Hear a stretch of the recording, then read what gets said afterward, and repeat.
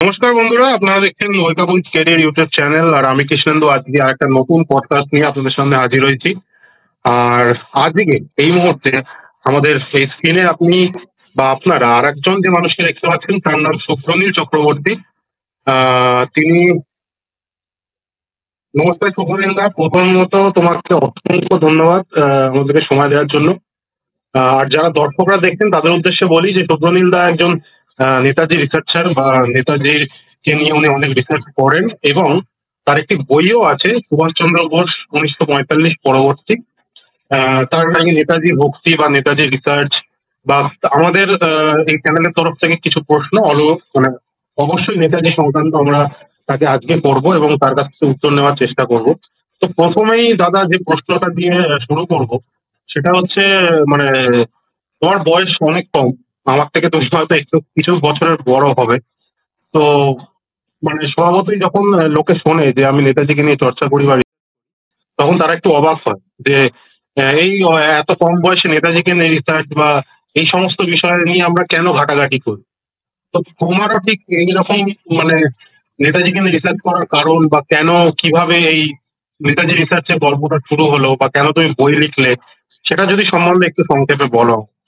প্রথমেই তোমার চ্যানেলের জন্য অনেক শুভকামনা। তুমি একটা মানে মহিষী আহ, মানে দিক নির্ধারণ করেছো এবং এগিয়ে চলছো, এটার জন্য অনেক অনেক পরবর্তীকালের জন্য শুভকামনা তোমার এবং আমার দর্শকরা দেখছেন তাদের জন্য অনেক শুভেচ্ছা। তো যাই হোক, আমি শুরু করি তোমার প্রথম প্রশ্ন দিয়ে। রিসার্চ করার উৎপত্তি স্থল কিভাবে শুরু হলো সেটা দেখো। প্রথমেই ছোটবেলা থেকেই এই মানুষটাকে নিয়ে তো কারুর আমাদের কৌতূহলের অন্ত মানে নেই। তো সবাই যে কোনো জেনারেশনের মানুষেরই ওনাকে নিয়ে একটা গভীর কৌতূহল, এবং সব থেকে বড় কথা হচ্ছে যখন দেখা যাচ্ছে যে ছোটবেলায় তো একটা মিথ্যাকে প্রতিষ্ঠিত সত্যি বানানোর চেষ্টা আমরা দেখেছি তাই উপর মাধ্যমে। তো তারপর থেকে যখন ধরো একটু একটু বড় হলাম, আরো দু চারটে জিনিস নিয়ে পড়াশোনা শুরু করলাম, মানে এক্সপোজারটা বাড়লো।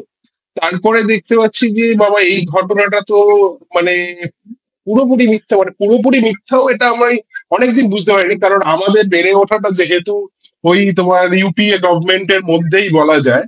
হ্যাঁ, তো একটা সার্টেন টাইম অবধি এই এই সত্যটাকে তো আসতে দেওয়া হয়নি। আমি প্রথম যেটা জানতে পারি সেটা তোমার ওই 2000 ওই 11-12 সাল নাগাদ আমার কাছে কিছু জিনিস আসে, সেটা হচ্ছে ওই তাজখন্দের ব্যাপারটা।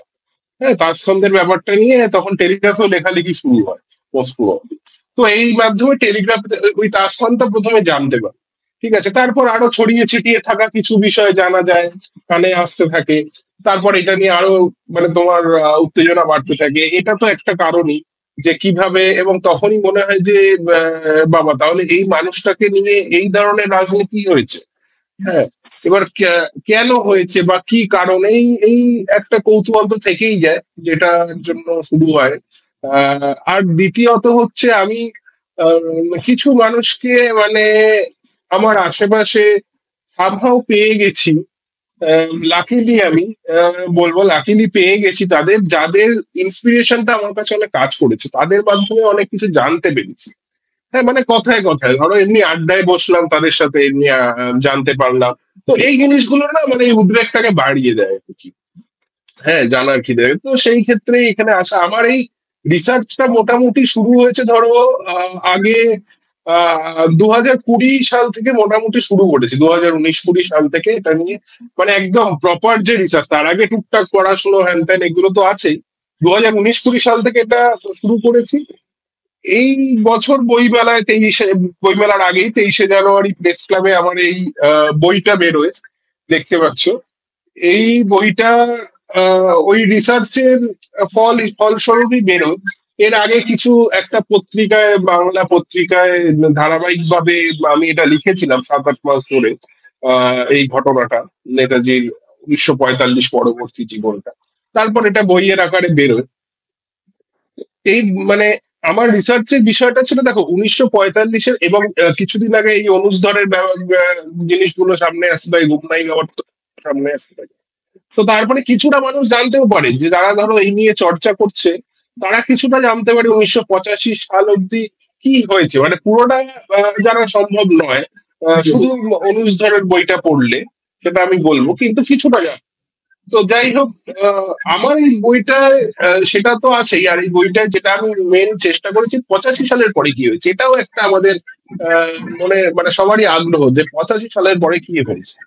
তো অনেকে 45 সালে এই মানে 85 সালের যে মৃত্যুটা, সেই মৃত্যুটাকে অনেক মাধ্যম থেকে অনেক ভাবে সেইটাকে মানে গুমনাই বাবাকে যে ইয়েতে মানে তোমার 13 জন উপস্থিত থেকে যে তাকে দাহ করা হয়েছে এটা যে সত্যি নয়, এরকম অনেক তথ্য আসে।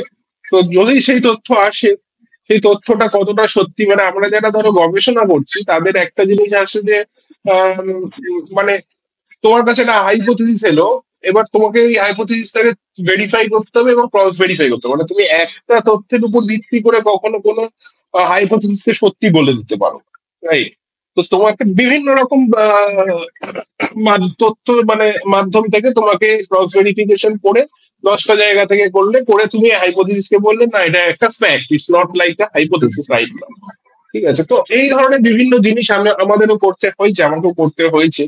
তো তারপরেই আমি যে কনক্লুশনে এসছি যে 85 সালে তো ওনার মৃত্যু হলো, তাহলে 85 সালের পরবর্তী যদি উনি থেকে থাকে, তাহলে 85 সালের পরবর্তী প্রামাণ্য নথিতে কিছু চাই যেটার বেসিসে আমি বুঝবো, সেইগুলোই আমার বইয়ের দিয়ে আমি তুলে ধরার চেষ্টা করেছি। 85 পরবর্তী এটা একটা বিশেষ দিক এই বইতে, এবং এটা এর আগে আমার মনে হয় আমি যতজনের বই টই পড়েছি টুকটাক, আমার মনে হয় না কেউ 85 সালের পরে ওনার গতিবিধি বা উনি কি করতে পারে এই নিয়ে আলোচনা করেছে। তো দাদা, মূল যে আমাদের প্রশ্ন সেগুলোতে চলে যাচ্ছি। প্রথম যে প্রশ্নটা করবো, দেখো তুমি তো মানে 1945 সালের আগের যে কথাটা বললে এবং 1985 সালের কথা বললে, তো তুমি দুটো দিক থেকেই তুমি নেতাজি যে সমস্ত কর্মকাণ্ড সেগুলোকে নিয়ে তুমি কাটাছেঁড়া করেছো, সেইগুলো তুমি পড়াশোনা করেছো, চর্চা করেছো, তার সেটা করতে গিয়ে তুমি বিভিন্ন নথিও পেয়েছো। তো এই সমস্ত দিক চর্চা করে তোমার কি মনে হলো, ধরো মানে ব্যক্তি চরিত্র হিসাবে যদি আমি নেতাজিকে ধরি, তাহলে তিনি কতটা আধ্যাত্মিক এবং কতটা সেনানায়ক বা একজন রাজনৈতিক ব্যক্তি?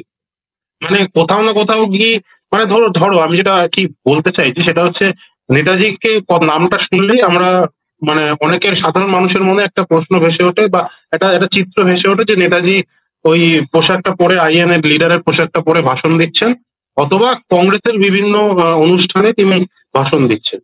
হ্যাঁ, কিন্তু এর বাইরেও যে নেতাজির একটা আধ্যাত্মিক পরিচয় রয়েছে, সেই পরিচয় তুমি কতটা দিক তুমি দেখতে পেয়েছো তোমার রিসার্চ? দেখো, অবশ্যই সেই পরিচয় আধ্যাত্মিক জগতের সাথে যে ওনার যে যোগসাজশটা, এবং এটা মানে জানার জন্য শুধু 45 সালের পরেই দরকার নেই, তুমি যদি নেতাজির ছোটবেলার বইগুলো পড়াশোনা করো 45 সালের আগে, যেগুলো তো ওপেন হিস্ট্রি, যেগুলো অলরেডি সব জায়গায় অ্যাভেলেবেল, তো ওইগুলো নিয়েও তুমি টুকটাক যদি ঘাটাঘাটি করো, তুমি দেখতে পাবে যে ওনার কিন্তু এই আধ্যাত্মিক চেতনাটা ছোট থেকে ছিল। ছোটবেলা থেকে উনি একবার খুব ছোট বয়সে বাড়ি থেকে পালিয়ে যান, তো খুব এতটাই ছোট ছিল যে ওই 1-2 দিনের মধ্যেই ওনাকে খুঁজে পেতে আনা হয়। তারপরে 14 বছর বয়সে একবার উনি বাড়ি থেকে মানে এই আধ্যাত্মিক চেতনার জন্যই উনি কিন্তু বেরিয়ে যায়, পালিয়ে যায় কথাটা ভুল আমার, বেরিয়ে যায়। হ্যাঁ, এবং বেরিয়ে ওনার একজনের সাথে দেখা হয়, সেই কার সাথে দেখা হয় তার নামটা বইতে বলা আছে।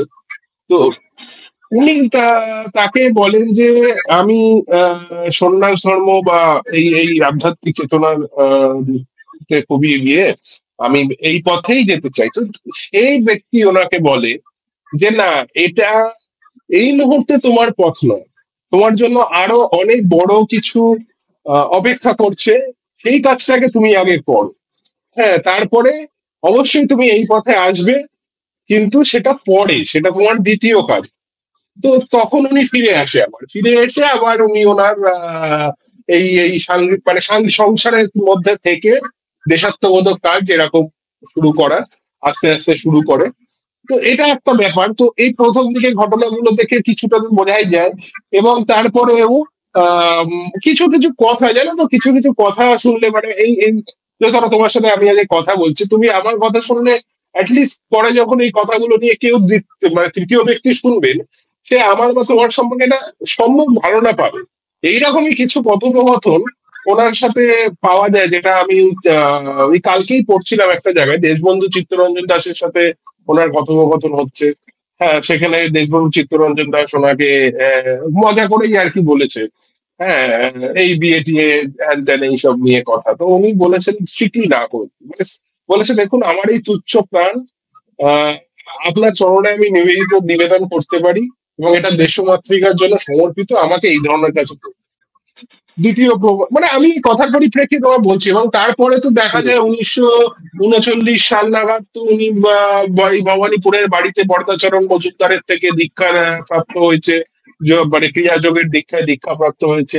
এবং এটাও এই ফ্যাক্টটাও আমি পেয়েছি যে যখন উনি তোমার দ্বিতীয় বিশ্বযুদ্ধ চলাকালীন সাবমেরিনে সাবমেরিনে করে যাচ্ছে, তখন তোমার মহাষষ্ঠী মহাষষ্ঠীর বোধন ওই সাবমেরিনে নিজে বসে পুজো করেছে, বুঝতে পারলে?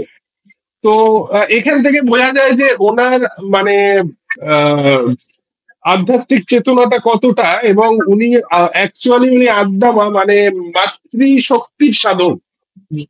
ঠিক আছে, পরবর্তীকালে অনেক অনেক প্রমাণ পেয়েছি, মানে বহু প্রমাণ পেয়েছি। কিন্তু ব্যাপারটা হচ্ছে যে এই জিনিসটা আমরা তো মানে দেশনায়ক, সেনানায়ক, রাজনৈতিক ব্যক্তিত্ব হিসেবে অনেকেই অনেক রিসার্চ করেছেন। এই আধ্যাত্মবাদী সুভাষ বসুকে নিয়ে খুব একটা এক্সপ্লোরেশন দেখিনি। হ্যাঁ, কিন্তু আমি পরবর্তীকালে তার যেহেতু আমি মানে 45-এর পরে যেহেতু কাজ করেছি, মানে যখন উনি আধ্যাত্মিক চেতনায় আরো অনেকটা ঢুকে গেছে রাদার দেন 45-এর আগে, তো আমি আরো অনেক কিছু প্রমাণ পেয়েছি যে ওনার এই এই এই জায়গাটায় ওনার মানে কোন মার্গের মানুষ উনি। তো যাই হোক, এরকম অনেক কথা পরবর্তীকালে এটা অনেকেই বলেছে। এটা শুধু তুমি মানে তোমাকে আমি কিছু লোকের নাম বলতে পারি যারা ওনাকে নিয়ে বলেছে, তার মধ্যে একজন বরফানিজি মহারাজ। হ্যাঁ, তার মধ্যে এই যে তুমি জয়দীপ মহারাজেরও কিছু কথাবার্তা ভিডিও চ্যানেলে আমরা শুনতে পাই, ওনাকে নিয়ে বলছেন। আরো অনেকেই আছেন, আরো অনেকে অনেক মানুষজন ওনাকে নিয়ে বলেছেন। অনেকে মানে যারা এই এই মার্গের মানুষ, সন্ন্যাসী বা গুরু এই ধরনের লোক ওনাকে নিয়ে অনেক কথাবার্তা বলেছেন। সুতরাং আর তুমি দেখো না, পরবর্তীকালে ওনাকে যে দেখা যায় শুধু সাধুর বেশে সব জায়গায় উনি ঘুরছেন। উনি কিন্তু ছদ্মবেশ তো বিভিন্ন ভাবে ছদ্মবেশ নেওয়া যায় না, 45-এর আগে তুমি যদি দেখো উনি অনেক রকম ছদ্মবেশ নিয়ে ঘুরেছেন বিভিন্ন জায়গায়, যে মহানিষ্ক্রমণ বা তার আগে সেইগুলো অনেক রকম। কিন্তু তারপর থেকে কিন্তু ম্যাক্সিমামটাই ওনাকে দেখা যায় যে সাধুর ছদ্মবেশে, বিভিন্ন রকম সাধুর ডামি এদিক ওদিক বসিয়ে উনি ওনার কাজটা চালিয়ে গেছে। তার মানে ওনার এটা এইটুকু তো বুঝতে পারছো যে ওনার মেন মানে উনি নিজেই সাধু ছিল। একটা লোক যেটা না ছিল তাহলে সেটা ছদ্মবেশ ধরে তো সে বসতে পারে না। তুমি আমি তো গিয়ে হয়তো আমি তোমার ছদ্মবেশ নিতে পারি, আমি একটা গিয়ে একটা সাধুর ছদ্মবেশ বা একটা আর্মির অফিসারের ছদ্মবেশ নিয়ে তো আমার বসবো না। আমি ওইটার সাথে হ্যাবিচুয়েটেড নয়। যে জীবনযাপনটার সাথে আমি হ্যাবিচুয়েটেড, সেই ছদ্মবেশটাই আমার নিতে হবে, কারণ আমাকে মানুষকে সত্যিটা প্রমাণ করাতে হবে যে আমি এটাই সত্যি।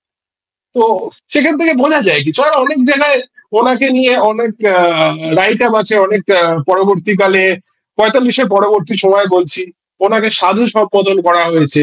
হ্যাঁ, মানে সাধু এখানে আছেন, সাধু ওখানে যাচ্ছেন, এই বলে মানে ওনার নাম নিয়ে বলা হয়। তো এইসব জায়গা থেকে তো বোঝাই যায় ওনার। আর অনেক অনেক লোকের এটা মানে শুধু আমি যে বলছি বা কিছু তথ্যের ভিত্তিতে না, আমি কিছুদিন আগে একটা মহিতলাল মজুমদারের লেখা পড়ছিলাম। মহিতলাল মজুমদার ওনাকে নিয়ে একটা বইতে বলেছে, ওনার বইতে যে বিবেকানন্দ এবং রামকৃষ্ণ দেবের একটা অদ্ভুত কম্বিনেশন, হ্যাঁ, ওনার মধ্যে দেখা যায়। কারণ বিবেকানন্দ তুমি দেখো উনিও নারী শক্তিকে জাগ্রত করার চেষ্টা করেছেন। নারী শক্তি মানে এই যে ভগিনী নিবেদিতা আমাদের নারী শক্তি, মানে নারীদের প্রাধান্য দেওয়া। আবার পাশাপাশি তুমি রামকৃষ্ণ পরমহংসদেবকে দেখো, পরমহংসদেব কিন্তু নিজের স্ত্রীকে মাতৃজ্ঞানে পুজো করতে। বুঝতে পারছো মানে কতটা কামনা বাসনাহীন একটা আধ্যাত্ম জগতের মধ্যে মানুষ পৌঁছে গেলে এই জায়গাটা সম্ভব, এই জায়গাটা রিচ করতে পারে। তো মহিতলাল মজুমদার বলছে এই দুটোর কম্বিনেশনে সুভাষ বসুর মধ্যে ছিল। তো আছে এই ধরনের ব্যাপার তো আছেই। মানে আমার পরবর্তীকালে ইচ্ছাও আছে এই জিনিসটাকে যেটা নিয়ে কাজ করছে সেটা সম্পূর্ণভাবে সম্পন্ন করে আমি আধ্যাত্মবাদ নিয়ে ওনার আধ্যাত্মিক জগৎটাকে মানুষকে জানানোটা খুব দরকার, এটা আমরা এখনো জানি, কিছুই জানি না বলতে গেলে। তো সেটা নিয়ে আমার কাজ করার ইচ্ছা আছে। না দাদা, একটা জিনিস যেটা জানবো সেটা হচ্ছে এটা তো গেল মানে আধ্যাত্মিক চেতনা বা ওনার যে আধ্যাত্মিক চেষ্টা বা ওনার যে আধ্যাত্মিক মার্গ সেটা, কিন্তু মানে অনেক ক্ষেত্রে দেখা গেছে যে তন্ত্র সাধনার যে ব্যাপারটা ওনার মধ্যে ছিল। তো মানে উনি কার কাছ থেকে তন্ত্র সাধনার মানে শিক্ষা নিয়েছেন, বা সেই তন্ত্র সাধনার কোনো মানে বিশেষ মার্গে উনি পৌঁছেছেন কিনা, এরকম কি কোনো তথ্য পাওয়া যায় ইতিহাস থেকে? দেখো, প্রথমত আহ, উনি যে ক্রিয়াযোগে দীক্ষা নিয়েছিলেন বরদাচরণ মজুমদারের থেকে, এটা তো ডকুমেন্টেড ফ্যাক্ট। এবং তারপর থেকে এবং বরদাচরণ মজুমদারেরও কিন্তু তুমি যদি দেখো লাহিড়ী বাবার সাথে মানে যোগীরাজ শ্যামাচরণ লাহিড়ীর কথা বলছি, লাহিড়ী বাবার মানে উনি মানে গুরু, ওনার গুরুর গুরু হচ্ছে লাহিড়ী বাবা, ঠিক আছে, বরদাচরণ মজুমদার। তো সেই ক্ষেত্রে একটা সোর্স আছে, মানে উনি সেই বার থেকে আর বরদাচরণ মজুমদারেরও যিনি গুরু ছিলেন, যে লাহিড়ী বাবার শিষ্য পঞ্চানন্দ গোস্বামী, তিনিও খুব নাম করা মানে সাধক তৎকালীন যুগের মানা হয়। তো ক্রিয়াযোগের ব্যাপারটা প্রমাণ তো এখানে আছে। এবং তারপরে ধরো আমি নিজে গবেষণা করতে গিয়ে যেটা জেনেছি বা দেখেছি, দেখেছি বলতে মানে যাদের সাথে কথা বলেছি তারা দেখেছেন এবং তাদের কাছে কিছু প্রমাণও দেখেছি। এমন প্রমাণ মানে একজন তন্ত্র সাধক যে মাথায় লাল চেলি পরে তন্ত্র সাধনা করেন, সেই চেলিটাকে মানে আমি মানে খুবই সৌভাগ্যবান নিজেকে মনে করি যে ওই চেলিটা আমি হাতে ছুঁয়েছি। মানে এটা যে কত বড় আমার কাছে একটা পাওনা যে ওনার স্পর্শের জিনিস একটা হাতে ছুঁয়েছি, এটা এটা একটা বিশাল বড় ব্যাপার আমার কাছে। তো এই জিনিসগুলো দেখেছি। এবং মানে যারা দেখেছেন আর কি, উনি একটা সময়ে কিছুদিন মানে উনি তো বিভিন্ন জায়গায় থাকতেন এবং ওনার আহ মানে কলকাতায় যাদের বাড়িতে কিছুদিন ছিলেন সেই রকম মানে একজনের সাথে তাদের মুখার্জি কমিশনে তাদের মানে ইয়েও আছে, সাক্ষাৎকারও নিয়েছে মুখার্জি কমিশন থেকে। তাদের সাথে আমি আমার এই গবেষণার খাতিরে কথা বলেছি, জানতে পেরেছি যে ওই সেই বাড়িতে বসেই উনি সাধনা করেছেন, তন্ত্র সাধনা চালিয়েছেন। এবং এটাও আছে, আরো অনেক রকম আরো অনেক ঘটনা আছে, বললে অবাক হয়ে যাবে যে ওনার পিঠে একটা অপারেশন হয়েছিল, সেটা ইয়েতে থাকাকালীন, কলকাতায় থাকাকালীন। এবার ওনাকে তো যখন উনি কলকাতায় ছিলেন, এটা আমি বলছি ধরো ওই 67 68 এই সময়কার কথা। হ্যাঁ, তখন উনি এবার উনি তো কলকাতায় আছেন, এটা তো এবার হসপিটালের নামি জায়গায় তো ওনাকে নিয়ে যাওয়া হয় না, যেখানে নিয়ে যাওয়া হয়েছে সেই জায়গাটা হচ্ছে একটা মানে কাইন্ড অফ ওই হেলথ কেয়ার, বুঝতে পারছে, প্রাথমিক চিকিৎসা কেন্দ্র টাইপের, যেখানে লোকজন জানতে পারবে না, সেখানে ওনাকে মানে পিঠের একটা অপারেশন। এবং এমনই জায়গা যে সেখানে প্রপার অ্যানাস্থেসিয়া করার বা এই ধরনের কোন রকম কিছু ইনফ্রাস্ট্রাকচারও ছিল।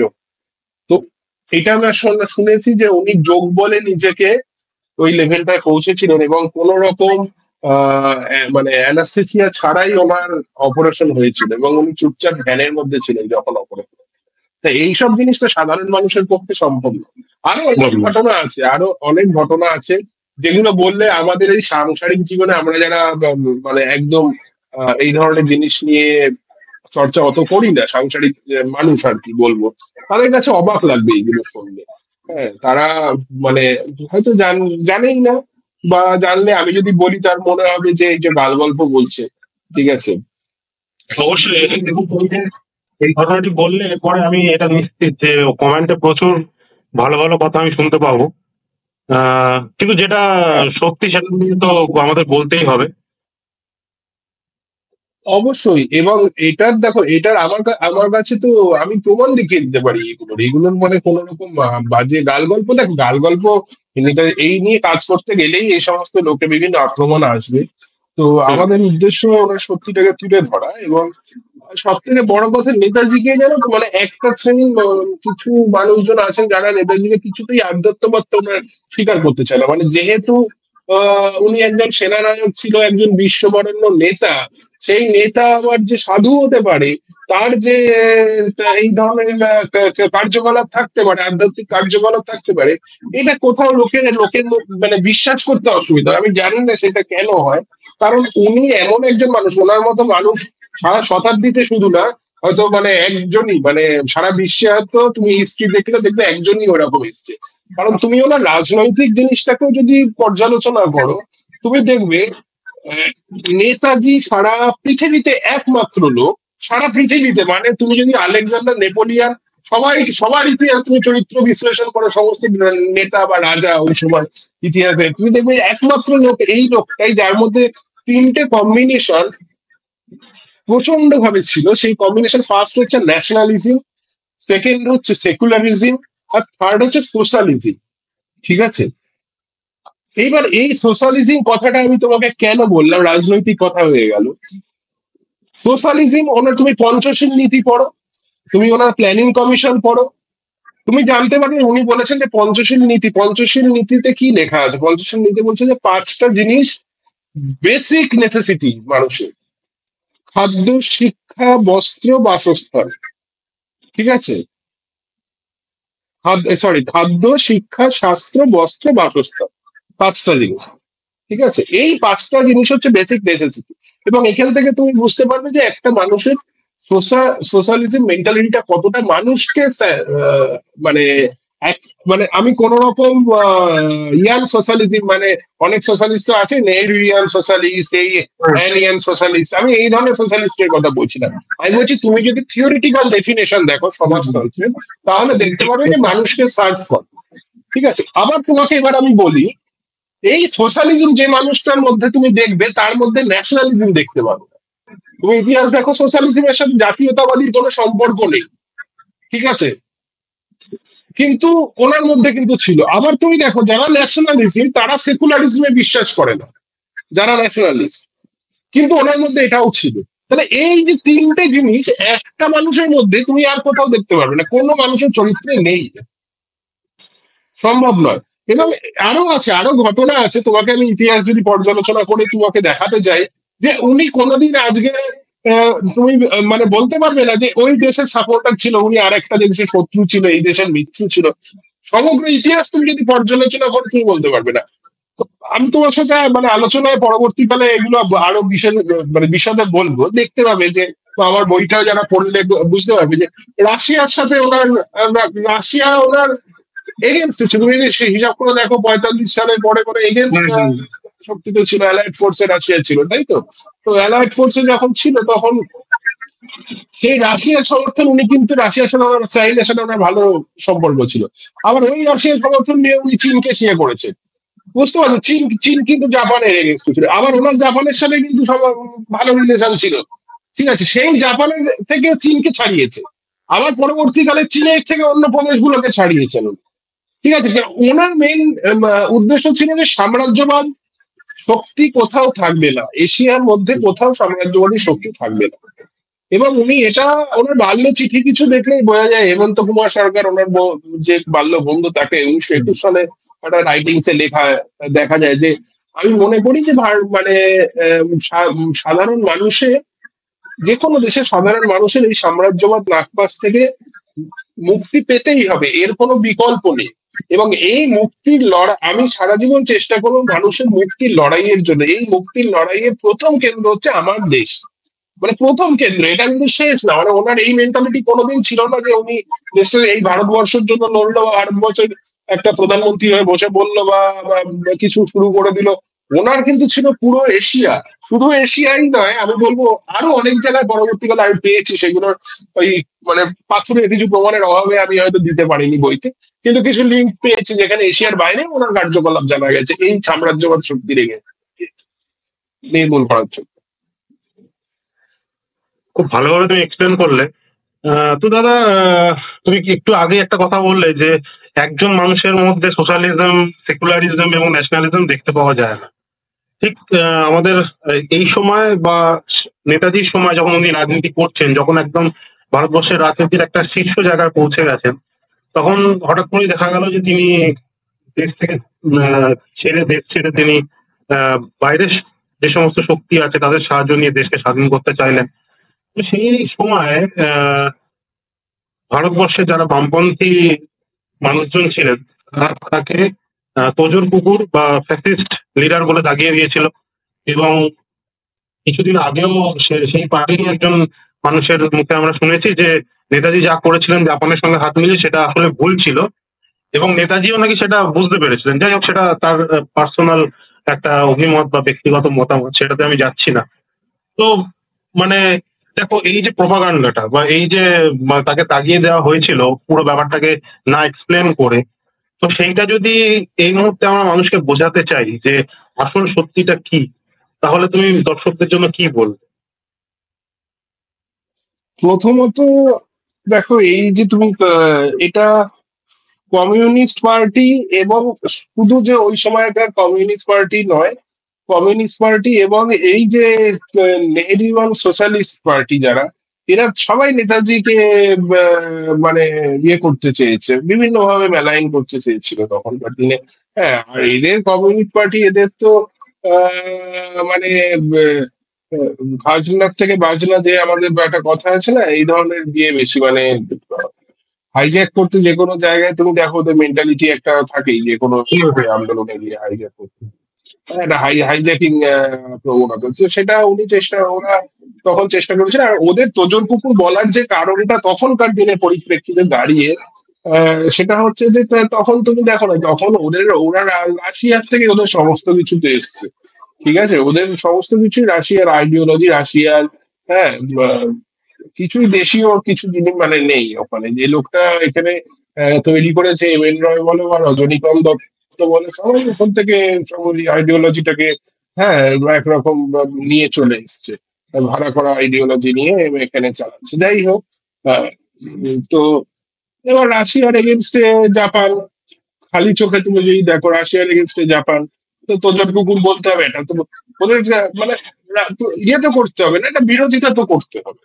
হ্যাঁ, তো সেই বিরোধিতার ক্ষেত্রে বলেছে। আবার এখনো দেখবে না, এখন আবার ওনাকে নিয়ে খুব মানে মাতামাতি চলছে, উনি নাকি টোটালি উনি কমিউনিস্ট, হ্যাঁ, ওনার থেকে বড় কমিউনিস্ট হয় না, এরকম এখনো চলছে। ঠিক আছে, এদিকে ওনার যে ফরওয়ার্ড ব্লক, অ্যাকচুয়াল যে ফরওয়ার্ড ব্লক, সুভাষিং ফরওয়ার্ড ব্লক, ওটা কিন্তু উঠে গেছে। এই ফরওয়ার্ড ব্লক ওনার ফরওয়ার্ড ব্লক নয়। ঠিক আছে, তো যাই হোক, তো ওরা রাজনৈতিক ভাবে করেছে, ওরা আর এর থেকে বেশি কি বা করতে পারে। ওদের জন্য আমি এই সমস্ত কথার মানে মনে করি না যে ওদের কোনো, এইসব লোক, আর যে লোকটার কথা বলি, এদের তো কোনো যোগ্যতা আছে নাকি ওনাকে নিয়ে কথা বলার, কোনো পড়াশোনা আছে? এরা কোনো কতটুকু পড়াশোনা করেছেন? যেটুকু পড়াশোনা যদি জেনেও থাকে সেটা রাজনৈতিক উদ্দেশ্য প্রণোদিত ভাবে ওনারা বলছে। এখনো তো কংগ্রেস মানতে চায় না। কংগ্রেসের যে টপ লিডার, সেও কিছুদিন আগে নেতাজির জন্মদিনের দিনে তাইবাকে সত্যি প্রমাণ করার টুইট টুইট টুইট টুইট করেছে।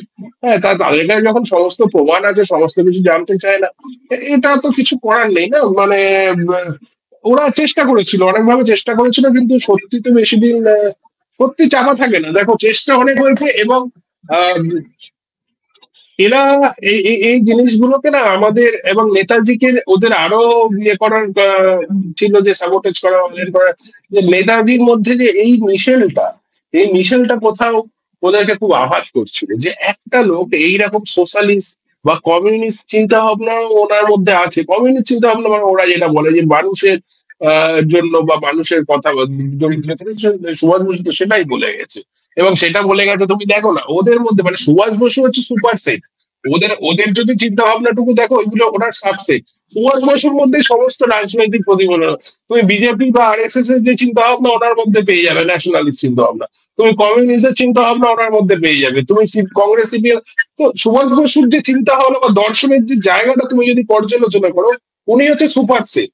আর এরা হচ্ছে ওনার কিছু কিছু পার্ট। এদের যে যারা আছে, বাবা, কাকা, জ্যাঠা, যারাই আছে, সবাই ওনার কিছু কিছু পার্ট। ঠিক আছে, সুতরাং এই মানুষটাকে তো যদি আমাদের দাঁড়াতে হয়, তো এই মানুষটাকে তো আমার টেনে নামাতেই হবে।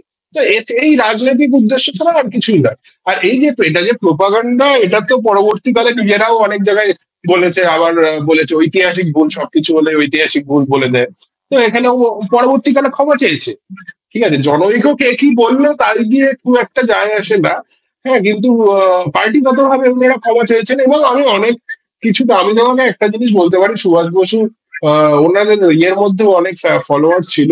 ছিল না তা না, আমার কাছে ওরকম অনেক প্রমাণ আছে। আমি তোমার অন ক্যামেরা আমি তোমার বলতে চাই না, বা বলছি, তুমি এবার এটা সেটা দেখে নাও যে তুমি এডিট করবে কি করবে না। সেটা হচ্ছে জ্যোতি বসু মুখার্জি কমিশন, জ্যোতি বসুদের স্বাক্ষর ওখানে নেয়ার কথা ছিল। ঠিক আছে, তোমাকে আমি একটা ভিডিও বলছি, তুমি দেখে নেবে। 2007-8 সালে মনে হয় সুভাষ চক্রবর্তীর লাস্ট, হ্যাঁ সুভাষ চক্রবর্তীর লাস্ট ওই এবিপি আনন্দের সাক্ষাৎকার। ওকে সুমন জিজ্ঞেস করে যে সুভাষ চক্রবর্তীকে, যে আপনার আদর্শ মানে আইডিওলজি কে? জ্যোতি বসু নিশ্চয়ই, স্বাভাবিক, সবার সিপিএম সবার জ্যোতি বসু। বলছে না, আমার নেতা হচ্ছে সুভাষ বসু, আমার আদর্শ হচ্ছে সুভাষ বসু। এটা কিন্তু সুভাষ চক্রবর্তীর কথা।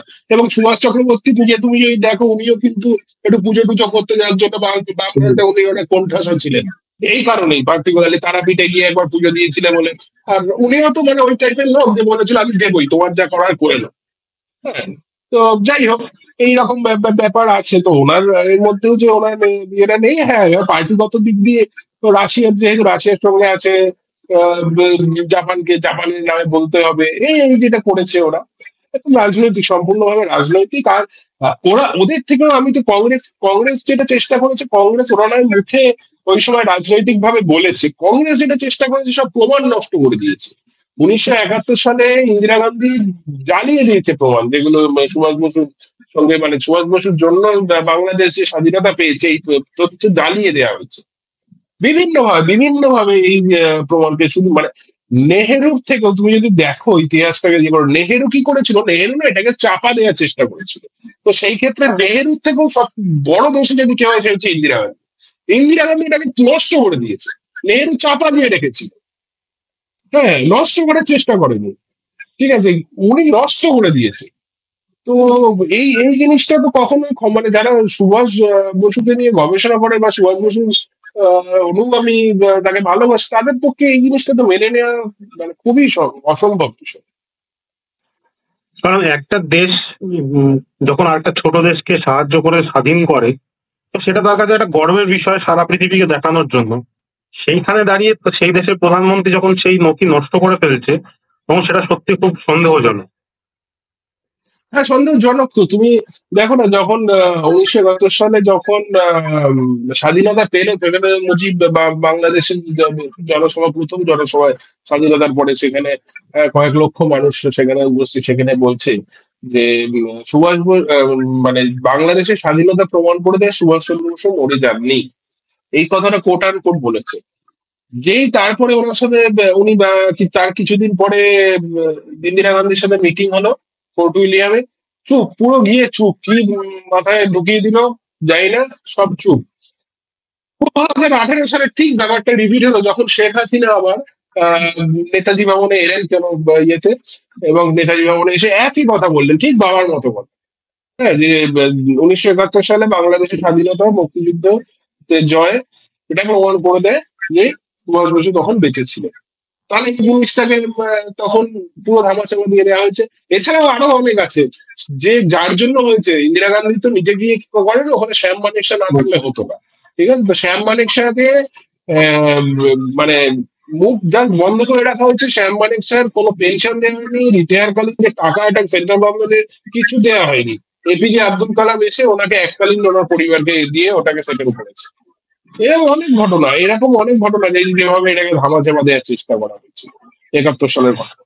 এবার কত ধামাচাপা দেবে না, এবার এটা তো সম্ভব নয়। ধামাচাপা কিছুদিন থাকতে পারে, চিরকালীন ধামাচাপা এই জিনিসগুলো থাকতে পারে না। আর তুমি 71, বাংলাদেশ ধামাচাপা দেবে, চীন বেরিয়ে আসবে, চীন ধামাচাপা দেবে, ভিয়েতনাম বেরিয়ে আসবে, কোথায় কোনটা ধামাচাপা দেবে?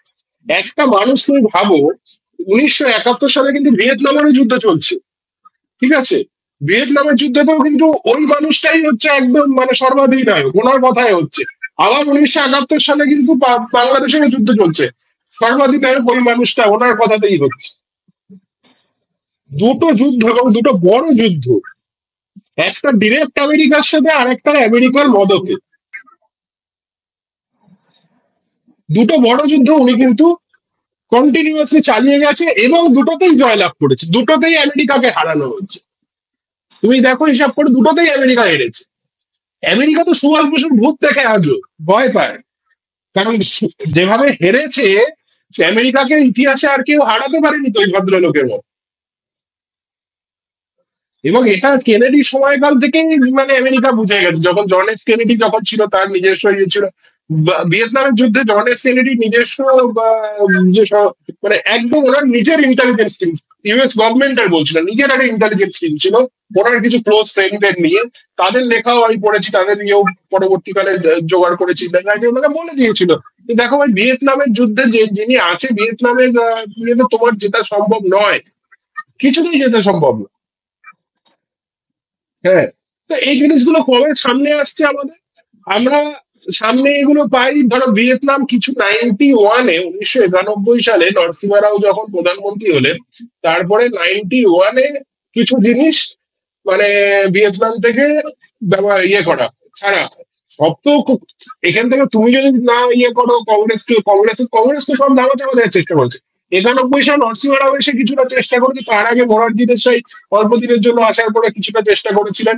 যতটা অকংগ্রেসী সময় তুমি দেখবো, অকংগ্রেসী সময় ওনাকে নিয়ে কাজ করা হয়েছে, কিছু সৎ ইচ্ছা দেখিয়েছে যারা ওই সরকারের মাথায় বসেছিলেন, কিছু সৎ ইচ্ছা দেখিয়েছে নরসিমা রাও, অটল বিহারী বাজপেয়ী, এনারা দেখিয়েছে, না দেখালে আজকে এই দিকগুলো খুলতো না। ঠিক আছে, তো নরসিমা রাও ওই সময় ভিয়েতনামের ওখানে থেকে কিছু জিনিস আসে, তো ভিয়েতনামের মধ্যে জানা যায় 1991 সালে যে কিভাবে ভিয়েতনাম যুদ্ধে আমেরিকাকে পর্যদস্ত করলো, যে উপর থেকে ফ্লাইটে করে তোমার হেলিকপ্টারে করে মাদক বিভিন্ন ধরনের কোকেন, তারপরে মারিজুয়ানা যেটাকে তোমার গাঁজা বলা হয় বাংলায়, ঠিক আছে, তার এই ধরনের বিভিন্ন রকম মাদক ওখানে ফেলতে থাকলো। আর আমেরিকান সোলজাররা মানে এতদিন ধরে যুদ্ধ করছে, মানে ওরা কোনো রিক্রিয়েশন নেই ওদের, ওরা না মাদকাসক্ত হয়ে গেল। ঠিক আছে, ওই মাদকাসক্ত 52% লোক, পরবর্তীকালে রিপোর্টে উঠে এসে 52% ইউএস সোলজার মাদকাসক্ত হয়ে গেল। এই মাদকাসক্তের জন্যই কিন্তু হেরে গেল। তা তুমি দেখো এটা কিন্তু মানে উনি আবার বলেছে যে যুদ্ধ একটা খুব ঠান্ডার মানে ওনার এক্স্যাক্টলি কথাটা আমার বইতে লেখা আছে, সুভাষ বসুর কথাটা, এই কথাটা 1966 সালে লীলা রায়কে বলে দিয়েছিলেন। হ্যাঁ, যে যুদ্ধ মানে war is a cold blooded calculation, এই ধরনের একটা ওনার কথা আছে, যে সবসময় যে তুমি গিয়ে গুলিগোলা চালালে ওইটাকে যুদ্ধ করছে এরকম নয়, war is a cold blooded calculation. এটা 1966 সালে লীলা রায়কে বলেছে ভিয়েতনাম সম্বন্ধে। আমরা পরবর্তীকালে 1991 সালে গিয়ে জানতে পারলাম, যখন ভিয়েতনামের কিছু ফাইল ডিক্লাসিফাই হলো, যে কিভাবে হচ্ছে, বুঝতে পারলে? তো ও 71 সালে ইন্দিরা গান্ধী চেষ্টা করেছে চাপা দিতে, চাপা দেয়নি, মানে পারেনি, তো পরবর্তীকালে সব উঠে এসছে। সেরকম কতদিন চাপা দেবে, দেখো 20 বছর পরে 91 সালে উঠে এসছে। 1901 ওই সময় 91-92 সাল নাগাদ ইউডলাই বলে রাশিয়ার থেকে একজন কনসুলেট আসে, সে এসে এমন কথা বলে যে মানুষের মানে ইয়ে মানে মাথা একদম ইয়ে হয়ে গেছে, যে রাশিয়ার কাছে এমন কিছু তথ্য আছে যেটা সম্পর্কে মানে মানে ভারতবর্ষে সুভাষ বসু সম্পর্কে স্পেসিফিক্যালি বলি, এমন কিছু তথ্য আছে যদি আমরা জানাই তাহলে মোটামুটি পৃথিবী কেঁপে যাবে, এই ধরনের একটা ভার্সন ছিল। ঠিক আছে, তো ওনারা জানাবে না, রাশিয়ার কাছে প্রচন্ড অনেক তথ্য আছে, অনেক তথ্য। রাশিয়া তো এমনি ওরা প্রচন্ড রিসার্চ সিক্রেসি মেনটেন করে। তারপরে ও মানে বাকি দেশগুলো টুকটাক যেটুকু মানুষের নিয়েতে জানা গেছে, এই মিশন নেতাজি কিছুটা বের করে এনেছে ভিয়েতনাম থেকে, বাকি রাশিয়ার থেকে কিছুই আমরা এখনো পাই। রাশিয়ার কাছে প্রচুর জিনিস। দাদা একটা জিনিস শোনা যায় যে নেতাজি তার আইএন এর বাহিনী নিয়ে যদি তুমি স্বাধীনতা আনতে পারতেন আমাদের দেশে, মানে তিনি স্বাধীনতা এনেছিলেন, কিন্তু আইএনএ বাহিনীকে দিয়ে সশস্ত্র আন্দোলন করে একেবারে যদি ইংরেজদের মানে বিদায় করতে পারতেন, তাহলে তিনি নাকি কিছু বছর ভারতবর্ষের ডিক্টেটরশিপ চেয়েছিলেন, এরকম একটা কথা শোনা যায়। এবং তিনি এটা চেয়েছিলেন হয়তো যে মানে আসল গণতন্ত্র কি সেটা মানুষকে প্রথমে বোঝাতে চেয়েছিলেন, তারপরে তিনি সেই গণতন্ত্রটা মানুষের হাতে তুলে দিতে চেয়েছিলেন। তো এই যে মানে একটা উড়ো উড়ো কথা শোনা যায়, এটা মানে আদৌ কি এর পেছনে কোনো ঐতিহাসিক অকথ্য প্রমাণ আছে, না এটা জাস্ট একটা কথার কথা বা এটা একটা উড়ো কথা? না, ব্যাপারটা দেখো, ব্যাপারটা হচ্ছে যে উনি আসলে কি হতো সেই জিনিসটা, যেহেতু উনি মানে আসেননি, তাই একটা অল্টারনেটিভ হাইপোথিসিস হয়ে আমাদের কাছে আছে। এবার তুমি যদি দেখো পুরোনো দিনে ওনার যে ধরনের, উনি যে এরকম স্ট্রাকচারে বিশ্বাস করতে, যে রাজনৈতিক কাঠামোতে বিশ্বাস করতে, তো সেই হিসাবে আহ, আমরা এটা এটা মনে করা হয় যে উনি প্রথম কিছু বছর অন্তত চেয়েছিল যে এখানে রাজতন্ত্র বা ডিক্টেটরশিপ চলুক। ঠিক আছে না, অ্যাকচুয়ালি ডিক্টেটরশিপের যে কথাটা, সেই ডিক্টেটরশিপ কথাটা এখানে ঠিক নয়। ঠিক আছে, আহ, এই কারণেই ঠিক নয়, কারণ উনি কিন্তু কোথাও, উনি উনি চিরকাল জনগণের সরকারই চালাতে চেয়েছেন। যে কোনো জায়গায় তুমি দেখো যে উনি অনেক কোনো স্পেসিফিক কিন্তু স্পেসিফিক তুমি মতাদর্শে বিশ্বাস করে যে কোনো জায়গায় কি করেছে, কোনো স্পেসিফিক, এই যে তোমায় বললাম ন্যাশনালিজম, সোশ্যালিজম, সেকুলারিজম সব একটা মানুষের মধ্যে আছে। হ্যাঁ, তো ওনার মধ্যে যেটা ছিল, যে দেশের মানুষ যেটাতে খুশি। হ্যাঁ, উনি যেখানে দেখো তুমি দক্ষিণ কোরিয়াতে ওনারা কিন্তু স্বাধীনতা করেছে, ভিয়েতনামের স্বাধীনতা করেছে, ঠিক আছে, চীনের স্বাধীনতা করেছে, বাংলাদেশে স্বাধীনতা করেছে, তিবেতের স্বাধীনতা করেছে। বিভিন্ন জায়গায় তুমি দেখো, এক একটা জায়গায় কিন্তু মানে এক এক রকমের ইয়ে আছে। তারপরে ছোটখাটো জায়গা তো আছে, এই ফিলিপিন্স ফিলিপিন্স হ্যান ত্যান তো আছেই। হ্যাঁ, তো তুমি যদি দেখো এগুলো, একটা কোনো জায়গায় দেখবে এখনো তোমার ডিক্টেটরশিপ আছে, কোনো জায়গায় সেমি ডিক্টেটরশিপ আছে, কোনো জায়গায় গণতন্ত্র আছে, কোনো জায়গায় কমিউনিজম আছে। ঠিক আছে, তো এই তুমি এটা দিয়ে ওনাকে বলতে মানে বোঝাতে পারো না যে উনি একটা উনি সবসময় বলছেন যে মানুষ যেখানে, যেখানকার মানুষ যেটা চাইছে, প্রয়োজন ভিত্তিক যে ব্যাপারটা, সেই ব্যাপারটাকে উনি, কিন্তু ওনার যেটা মেন উদ্দেশ্য ছিল যে পাঁচটা বিষয়ে, যেটা বললাম পঞ্চশীল নীতি, সেটাকে ইয়ে করা। এবার তুমি যে কথাটা বললে যে কিছুদিন, অবশ্যই কিছুদিন একটু দরকার। না, তুমি ভাবো না, একটা মানুষ, একটা 200 বছর 250 বছর ধরে তারা অপ্রেস, তাদের থেকে কোন মানে শোষণ করা হয়েছে। হ্যাঁ, মানে তুমি ভাবো, তোমাকে তোমার বাড়িতে টানা 5 বছর ধরে বিভৎস অত্যাচার রাখলো, হঠাৎ করে 5 বছর পরে তুমি দেখলে একদিন ওয়ান ফাইন মর্নিং তুমি সেই জায়গার অধিনায়ক হয়ে গেছো, সর্বাধিনায়ক হয়ে। ঠিক আছে, তুমি কিভাবে জিনিসটাকে রিয়াক্ট করবে? আরে জানতে তো হবে যে কিভাবে, মানে গণতন্ত্রটা কি, এটা আমরা তো বুঝিনি, এটা তো বুঝিনি। এটা এটা আজকে আজকে তুমি বলো না, এই যে গণতন্ত্র যে এসছে, কি গণতন্ত্রটা নিয়ে আছে, এই যে আমাদের যে বিয়েগুলো লেখা হয়েছে, হ্যাঁ, এইগুলো তো ডিরেক্ট ওই রাতারাতি লিখে দেওয়া হয়েছে। হ্যাঁ, আমাদের যে সংবিধান যেটা রচনা হচ্ছে, এটা তো স্পেন, ব্রিটিশ, ইটালি, এদের থেকে তো কপি করা। এই সংবিধানটা তো কপি করা সংবিধান। তুমি দেখো না, সমস্ত জায়গায় আমাদের এখানে কি বানানো হয়েছে ভারতবর্ষের জন্য সংবিধান? ভারতবর্ষের মানুষের কথা ভেবে বানানো হয়েছে? এগুলো তো রাতারাতি কপি করা হয়েছে, রাতারাতি সমস্ত দেওয়া হয়েছে। এ তো মানে ফ্রিডম অ্যাট মিড নাইট বলে একটা কথা আছে না, সেই জিনিসটা তো আমাদের সাথে হয়েছে। মানে ওটা বুঝেছে যে দিতে হবে কোনোভাবে, একে বাদ দাও, ওকে বাদ দাও, দিয়ে কোনোভাবে। আর এই যে সংবিধানটা বানানো হয়েছে, এই সংবিধান ব্রিটিশদের হাত ছিল কিন্তু। হ্যাঁ, এই সংবিধানের উপরেও ওদের ইয়ে ছিল যে কি হবে সংবিধানে, সেটাও ওরাই বলে গেছে হিসাব মতো। ঠিক আছে, সুতরাং এই জিনিসটা তো আমরা তো ডিজার্ভ করি না, এটা তো আমাদের এক্সপেক্টেড ছিল না। তো সেই জায়গা থেকে দাঁড়িয়ে ওনার যে পাঁচটা নীতি ছিল, সেই পাঁচটা নীতি একমাত্র কিন্তু ডিক্টেটরশিপ বা রাজতন্ত্রের মাধ্যমেই কিন্তু সম্পূর্ণভাবে, মানে 100% ভাবে ইমপ্লিমেন্ট করা সম্ভব ছিল। এই যে তথাকথিত গণতন্ত্র, ঠিক আছে, এই তথাকথিত গণতন্ত্রের মাধ্যমে মানুষ আজকে, মানে আমরা সবাই রাজা, এই মেন্টালিটি নিয়ে নিলে, ঠিক আছে, আজকের দিনে দেখো না, একটা ছোটখাটো নেতাও রাস্তা ব্লক লেভেলের নেতা নিজেকে মুখ্যমন্ত্রী প্রধানমন্ত্রী লেভেলে ভাবছে। হ্যাঁ, এটাই সমস্যা। অবশ্যই এটাই, আমরা তো প্রস্তুত ছিলাম না। তারপরে 15-20 বছর পরে হতো না, তারপর 15-20 বছর পরে তোমার ভোট হতো, ভোট হয়ে তারপর সেটা সিদ্ধান্ত হতো, হলো। উনি তো বলেননি যে চিরকালীন বা কিছু, উনি গণতন্ত্রের পক্ষেই ছিলেন, উনি মানে জনগণতন্ত্র। ঠিক আছে, এই গণতন্ত্র মানে এই যে ভাড়া মোড়া গণতন্ত্র, মানুষ যেটা বলে, মানুষ যেটা যায়। কাশ্মীরের যখন ব্যাপারটা হয়েছিল, কাশ্মীরে কি ভোট হয়েছে? তারপরে কাশ্মীরে ভোট করে কি কাশ্মীরে এইগুলো হয়েছে? কাশ্মীরে ভোটই হয়নি কোনো। হওয়ার তো কথা ছিল কাশ্মীরের ভোট, করিয়েছে না এরকম, করায়নি। তাহলে কিসের, কি হিসেবে বলো বলেছে এগুলো? আজকে জায়গাগুলোকে দিয়ে দিল। হ্যাঁ, আজকে তোমাকে আরেকটা ছোট কথা বলি, এই যে বার্মা, এই জায়গাগুলো, কাশ্মীর, এই জায়গাগুলো এই নেহেরু জিয়ে রাখা প্রবলেম। আজকে আমরা ফেস করছি, এগুলো তো ওনার জন্য জিয়ে রেখেছে উনি। ওদের কখনো ওদের লোকগুলোকে জিজ্ঞেস করেছে যে তোমরা কোথায় যেতে চাও, কি করো? এই যে এখান থেকে কেটে তোমার বাদ দিয়ে দিল, হায়দ্রাবাদটা যাবে পাকিস্তানে, এইটা যাবে এইখানে ওইখানে। এই লোকগুলোকে কোথা থেকে মানে কার মাধ্যমে জিজ্ঞেস করেছে? হ্যাঁ, মুসলিম লীগ এখান থেকে পেয়েছিল বলে মুসলিম লীগ নাকি এটা তোমার চলে যাবে, যে কিছু মানুষজন ছিল, গোপাল পাঠার মতো মানুষজন ছিল বলে আজকে আমাদের কলকাতাটা এটা হুম। রক্ষা পেয়েছে, না হলে তো চলে যেত।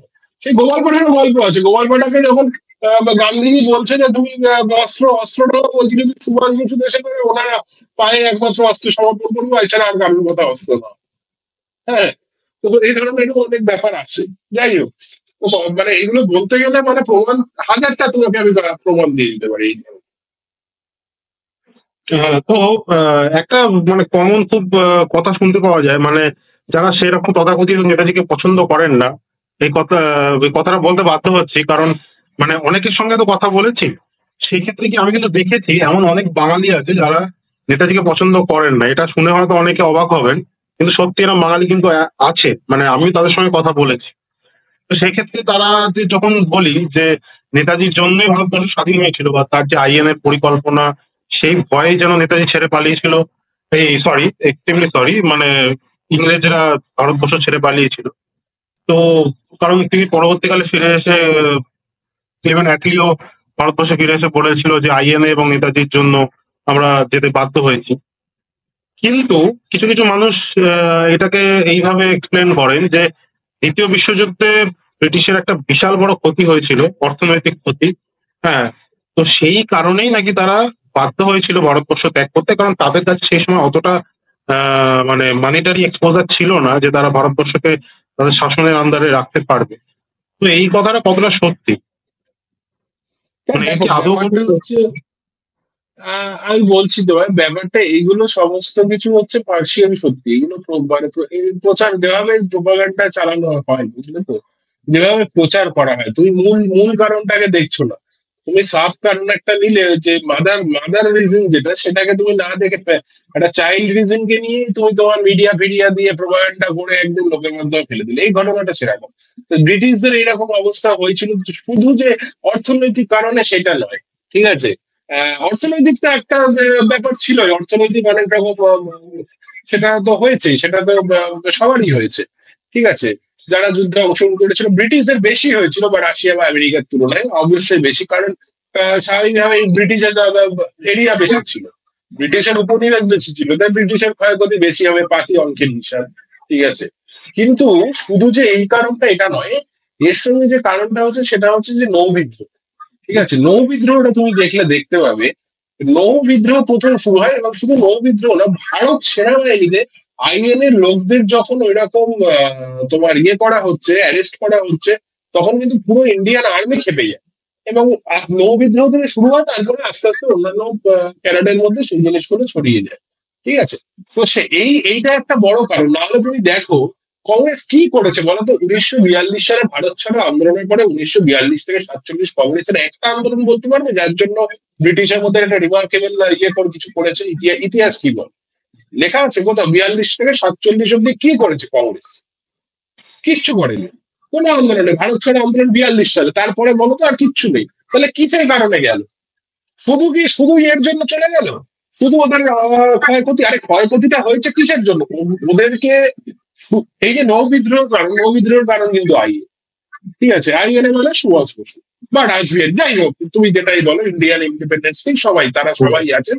পরবর্তীকালে সুভাষ বসু লিড করেছেন বলে তার নামটা আসা হয়। এই একজন ব্যক্তিত্ব রাসবিহারী বসু, যাকে নিয়ে আমরা কাজ করিনি, মানে প্রসঙ্গত চলে এলো বলে আমি বললাম, এতটাও এক্সপ্লোর না, কিন্তু ওনার অনেকটা বেশি মানে মানুষের কাছে আরো পৌঁছে যাওয়া উচিত ছিল। যাই হোক, তো সুভাষ বসু সুভাষ বসু এবার কি করলো, শুধু যে ইন্ডিয়াতে না, এবার অন্যান্য জায়গায় যে এই ব্রিটিশদের বা এই ফ্রান্সের যে উপনিবেশ গুলো, সেই জায়গাও কিন্তু মানে করে শুরু করলো। প্রথমে আইএনএ, তারপর এশিয়ান লিবারেশন আর্মি, আর ওর তো অনেক কিছু ছিল এরকম। তুমি যদি দেখো, অনেক সিক্রেট গ্রুপ ছিল যারা অনেক কাজ বাজ করতো। আইএনএ একটা মানে প্রথমে ইন্ডিয়ান ন্যাশনাল আর্মি, আগে ছিল ইন্ডিয়ান ইন্ডিপেন্ডেন্স লিগ, যেটা মেইন পার্টি। ইন্ডিপেন্ডেন্স লিগ থেকে একটা ওদের ফোর ফ্রন্টের যুদ্ধের জন্য আইএনএ তৈরি হলো। এছাড়াও বিভিন্ন গভর্নমেন্টের সাথে, বিশেষ করে জাপানি গভর্নমেন্টের সাথে আইএনএ একটা সিক্রেট সার্ভিস এজেন্সি ছিল, যার নাম হিকারি কিকন। নাম শুনেছো হয়তো, হিকারি কিকনের, ঠিক আছে। এই হিকারি কিকনের এই যে এই যে নেতাজির যে এই যে নেটওয়ার্কটাকে না, এই নেটওয়ার্কটাকে ব্রিটিশ ভয় পেত রীতিমতো। মানে একটা মানুষের এই লেভেলের নেটওয়ার্ক, এবং সেই নেটওয়ার্ক শুধু যে এইরকম নয় যে শুধু হিটলারের সাথে বা জাপানের সাথে এইরকম কিন্তু নয়, সরাসরি এটা জানতো যে এইটা ডকুমেন্টেড আছে যে রাশিয়ার সাহায্য নিয়ে ভারতবর্ষ আক্রমণ করতে পারে, এটা জওয়াহরলাল নেহরু ভয় প্রকাশ করেছে মাউন্ট ব্যাটেনের কাছে। ঠিক আছে, তখন ওই যখন বেতার বার্তার পরে, যখন 1945-এর শেষে 46-এর প্রথম থেকে 3টে বেতার বার্তা হলো তারপরে, ঠিক আছে, এরকম ভয় প্রদর্শন করেছে মাউন্ট ব্যাটেন। ঠিক আছে, তো যাই হোক, তো ওই সব কারণেই তো রাতারাতি এইসব স্বাধীনতা দিয়ে দেওয়া হয়েছে। হ্যাঁ, তো 1946 সালের বক্তব্যটা শোনো না, ওই বক্তব্যের ফাইল ডিক্লাসিফাই আছে তারপর। ঠিক আছে, আহ, তুমি বক্তব্যটা শোনো না, ওখানে নেতাজি তো বলেই দিয়েছে যে এই যে ব্রিটিশ চেষ্টা করছে স্বাধীনতা দেওয়ার, এটা এই স্বাধীনতা আমাদের মেরুদণ্ডকে চিরকালীন ভেঙে দেবে। এই ভারতবর্ষ যেন এই স্বাধীনতাতে মানে রাজি না হয়, আমি দরকার হলে আবার আহ, সৈন্যবাহিনী প্রস্তুত করে ব্রিটিশের এগেনস্টে নামবো, বলেই দিয়েছে। এবার এই কথা শোনার পরে রাতারাতি ওদের পুরো পিলে চটকে গেল, কত তাড়াতাড়ি স্বাধীনতা দিয়ে বেরিয়ে যাওয়া যায় সেই মানে একটা মানে ব্যবস্থা শুরু হয়ে গেল। ঠিক আছে, এবং এক এক এবং অন্যতম কারণ, ছিল সুভাষ বসু, আর কোনো কারণ নেই। দ্বিতীয় কোনো কারণ নেই। এই যে ভারতবর্ষের স্বাধীনতা, দেশ যেভাবেই স্বাধীনতা পায়, হ্যাঁ তুমি বলতে পারো যে উনি যে স্বাধীনতা চেয়েছিলেন সেটা কি আমরা পেয়েছি? অখণ্ড ভারত চেয়েছিল উনি, এবং ওনার অখণ্ড ভারতকে সবাই মান্যতা দিত। হ্যাঁ, মুসলিম লীগও দিত। জিন্না কিন্তু বলেছিল যে যদি মানে নেতাজি আসে, আমি পাকিস্তানের প্রস্তাব ফিরিয়ে দেবো, আমার পাকিস্তানের দরকার নেই, অখণ্ড ভারত হবে। কিন্তু নেতাজিকে ফিরতে দিল না কংগ্রেস। শুধু কিন্তু মুসলিম লীগের এতে খুব যে একটা বিশাল বড় হাত আছে, মুসলিম লীগের ভারত ভাগে হাত থাকতে পারে, নেতাজিকে মানে না ফেরানোর জন্য কিন্তু মুসলিম লীগের বিশাল হাত নেই। আমি তোমাকে এই কথাও তোমাকে বলে দিচ্ছি, আইএন এর যারা সোলজার ছিল, যারা আইএন এর পাকিস্তানি সোলজার ছিল, তাদেরকে যে রেসপেক্টটা দেওয়া হয়েছে, যেটা জিন্নার সরকার দিয়েছিল, যতদিন উনি জিন্নার ক্ষমতা ছিল, যতদিন জিন্নার সরকার দিয়েছিল, আমাদের কিন্তু এখানে দেওয়া হয়নি। ভারতবর্ষে কিন্তু তারা কোনো সম্মান পায়নি, বরং এবং তারা সহযোগিতার সুযোগ পায়নি। হ্যাঁ, কিচ্ছু সুযোগ পায়নি, তাদেরকে মানাই হতো না। হ্যাঁ, তাদের একটা সামান্য পেনশন পর্যন্ত এই কতজন মানে খুব কষ্ট মধ্যে অতিবাহিত করেছে।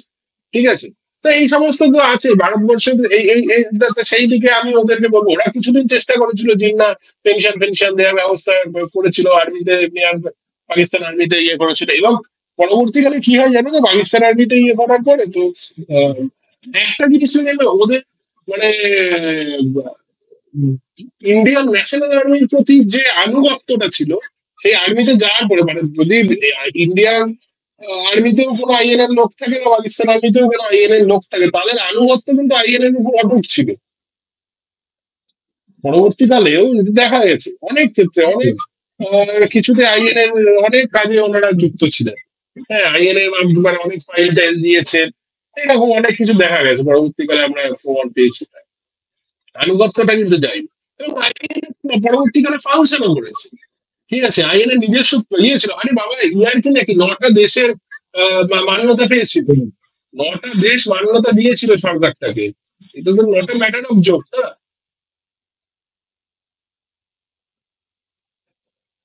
আচ্ছা, মানে নেতাজির পরিবারের কথা বলতে গেলে, অবশ্য আমি নেতাজির পরিবারেরও একজন মানুষের ইন্টারভিউ নিয়েছি। কিন্তু একটা জিনিস শোনা যায় যে নেতাজি আহ, পরিবারের মধ্যেও কিছুটা কোথাও কোণঠাসা হয়ে গেছিলেন একটা সময়।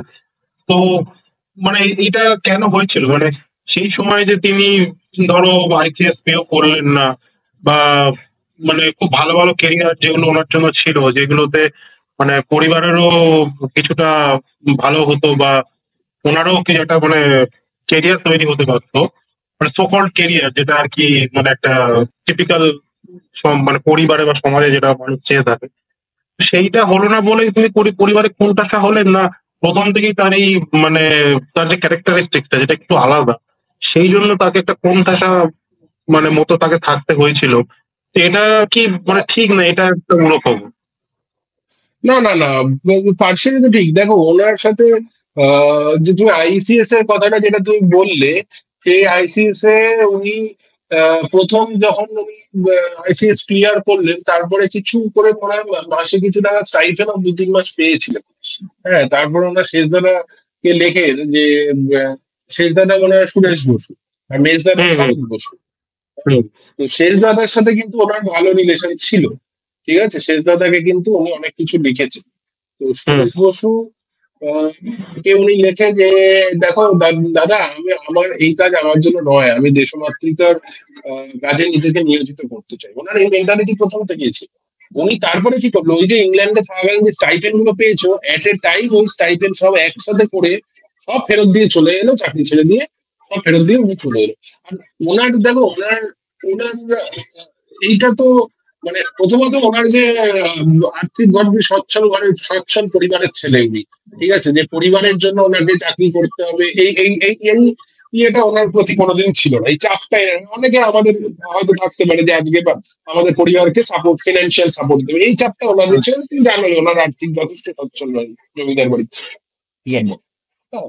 তো দ্বিতীয় বিষয় হচ্ছে পরবর্তীকালে যে জিনিসটা দেখতে পাই, দেখো প্রথমে ওই সমস্ত বাকি যে লোকজনের নাম আছে সুরেশ বসু ছাড়া, তারা খুব একটা কিছুই নয়।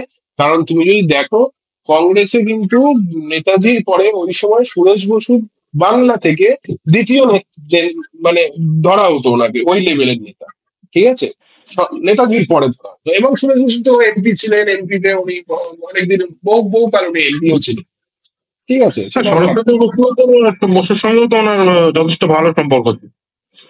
শরৎ বসুর সাথে ওনার ভালো সম্পর্ক ছিল, কিন্তু পরবর্তীকালে কিন্তু সেই সম্পর্কটা থাকেনি। এবং আমি জানি না, সামহাও শরৎ বসুর পরিবারই, যদি যদি দেখতে চাও, এই শরৎ বসুর পরিবারই তো কিন্তু এই জিনিসগুলোতে মেন ব্যাকগ্রাউন্ডটা দিয়েছে, ঠিক আছে। সুগত বসু তো শরৎ বসু ইয়ে থেকেই, মানে ওনার ছেলে। হুম তো হুম আজকে তুমি দেখো না যে যে ঘটনাগুলো মানে মেন যে ঘটনার কারিগর তো ওনারা ওই পরিবার থেকেই, ঠিক আছে। আজকে যে এই অনিতা বা অনিতা পাপ থেকে শুরু করে তাই রূপকে সত্যি প্রমাণ করা, ওই চিতাভস্মকে সত্যি প্রমাণ করা, এইগুলো বই করে প্রপাগান্ডা করা বা লোকজনের মাধ্যমে প্রপাগান্ডা করা, সেই তো ওই একটা বংশ থেকেই এসছে। বাকি তুমি যাদের কথা বলো না, নেতাজির অনেকেই অনেকেই তো আছে, নেতাজির আরো পরিবারের লোকজনকে তুমি দেখতে পাবে, তারা তো এতটাও আমার মনে হয় না যে কুৎসা করেছেন ওনার নাম, যে যতটা ওই শরৎ বসু পরবর্তীকালে পরিবার করেছে।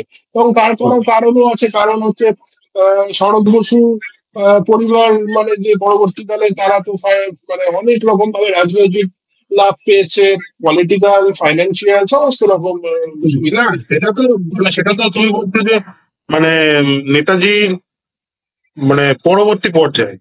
না, আমি যেটা বলতে চাইছি যে ধরো যেই সময় নেতাজি কংগ্রেসে মানে একটা একটা করে ধাপ উঠছেন বা তিনি একদম ভারতবর্ষের এই স্বাধীনতা সংগ্রামের সঙ্গে যুক্ত হয়ে আছেন, এবং মানে দেশ ছেড়ে যাওয়া বা এই যে সময়টা, সেই সময়টা কি তিনি কোথাও একটা মানে আইসিএস ছাড়ার সময়টা, সেখানে কি তিনি কোথাও একটা কোণঠাসা ছিলেন? মানে সেখানে কি কোনো কিছু তিনি পরিবারের তরফ থেকে একটু বাধা পাচ্ছিলেন? পরিবারের তরফ থেকে দেখো নর্মালি যেটা সমস্ত আমাদের পরিবারের সেটা বলে, সেটা সেটা বাধা আমি বলবো না। মানে ইতিহাসে হুম আমি তার প্রমাণ পাইনি যে একটা বাধা, যে বাড়ি থেকে বলেছে না তুমি আসবে, তোমার ঢুকতে দেবো না, চাকরি ছেড়ে দিয়ে এই ধরনের কোনো। হ্যাঁ, সবাই তো বলে যে এখানে তুমি চাকরি, এই চাকরিটা তুমি পেলে যেটার জন্য লোকে সারা এত বছর ধরে কাটে, তুমি একবারে পেলে, তা তুমি কেন, এই কথাগুলো চিঠিতে দেখা হুম যায়। হুম কিন্তু সব থেকে ওনার বড় কিন্তু সাপোর্ট সিস্টেম ছিল সুরেশ চন্দ্র বসু। সুরেশ হুম বসু ওনার বড় সাপোর্ট দেন। পরবর্তীকালে তুমি যদি দেখতে পাও, নেতাজি বেঁচে আছেন, নেতাজি রেড কন্টিনেন্ট এইরকম বলে কিন্তু বারবার সুরেশ বসুই কিন্তু মানে পার্লামেন্ট কিন্তু কাঁপিয়ে দিয়েছে একটাই লোক, ঠিক আছে। তো সেই সুরেশ বসুর সঙ্গে ওনার ভালো মতোই যোগাযোগ প্রথমেও ছিল, পরবর্তীকালে ছিল। আর শরৎ বসুর থেকে ওনার গ্যাপটা একটু বেশি ছিল, ঠিক আছে। তো সেই ক্ষেত্রে মানে উনি ওনাকে মানে রাঙা কাকা বলতো। তো সেই রাঙা কাকা সে মানে সে যে ওনার শেষ দাদু, তো ওনাদের গ্যাপটা কম ছিল, সে যে সুরেশ বসু থেকে বড় ছিল শরৎ। হ্যাঁ। তো গ্যাপটা যেহেতু বেশি ছিল, তাই জন্য সে বাল্যকাল থেকেই সুরেশ বসুর প্রতি ওনার মানে ইয়েটা অনেকটা মানে ট্রান্সপারেন্সিটা অনেকটা বেশি ছিল। পরবর্তীকালে সুরেশ বসু সেটা আমরা দেখতেও পাই। হ্যাঁ, মানে উনি চেষ্টা করেছেন। এবং আমার কাছে কিছু প্রমাণ আছে যে এই যখন তোমাকে একটু আগে যে বললাম যে ভবানীপুরের ওনার বাড়ির পাশে যারা থাকতেন তাদের সাথে ওনার আহ, কথাবার্তা হয়েছে এই মানে ইয়ে নিয়ে গবেষণা চলাকালীন। তো ওই বাড়িতে উনি ছিলেন, সুভাষ বসু এসে সালের পরে কিছু বছর কিছু মাস ছিলেন ওখানে। তো সেই সময় কিন্তু ওনার পরিবারে ওনার সম্ভবত বৌদি বেঁচে ছিলেন, ঠিক আছে। কিন্তু সেই বৌদি কিন্তু ওনাকে ঘরে মানে সুগত বসুর মার কথা বলছি, ঠিক আছে। তো উম, ঢুকতে দেয়নি বা এই ধরনের একটা ঝামেলা হয়েছে। মানে অবশ্যই, না হলে তুমি ভাবো না পাশের বাড়ি এসে থাকছে, হ্যাঁ, যে ওনার না, তুমি নিজের বাড়ি। কার কথা বলছো? কাকে ঢুকতে দেওয়া হয়নি? নেতাজিকে ঢুকতে দেওয়া হয়। নেতাজি সুভাষচন্দ্র এখন এটা বোসের নিজের কোন বাড়ি সরকারের কথা 1967 বলছো? সালে। 67 তোমায় যখন বললাম না ভবানীপুরে 67, উনি কলকাতায় এসে কিছু বছর ছিলেন। কিছু কিছু বছর বলবো না, ওটা ধরো ওই মানে 1.5 বছর, ওই 1 বছর 6-7 মাসে 5-6 মাসের। না, তুমি বলছো 67 সালে নেতাজি তার বাড়িতে ফিরে এসেছিলেন? কলকাতায় ছিলেন তো উনি, কলকাতা ভবানীপুরে ছিলেন এবং মানে এই ভবানীপুর তথ্য যেখানে ছিলেন। আমার কাছ থেকে প্রথম শুনছি, কারণ এরকম কোনো তথ্য আমি শুনিনি এর আগে। তো এই তথ্যটা একটু যদি মানে আরেকটু এক্সপ্লেন করে বলো। এই তথ্যটা দেখো, ভবানীপুরে উনি যে ছিলেন তো অনেক কিছু, অনেক অনেক রকম ভাবে আমি বলতে পারি এবার। আহ না, মানে আমি তোমাকে বলছি না পুরোটা এক্সপ্লেন করতে, মানে যেটুকুনি বলা সম্ভব ক্যামেরায় সেইটুকুনি তুমি বল। ব্যাপারটা দেখো, উনি ওই সময় আম,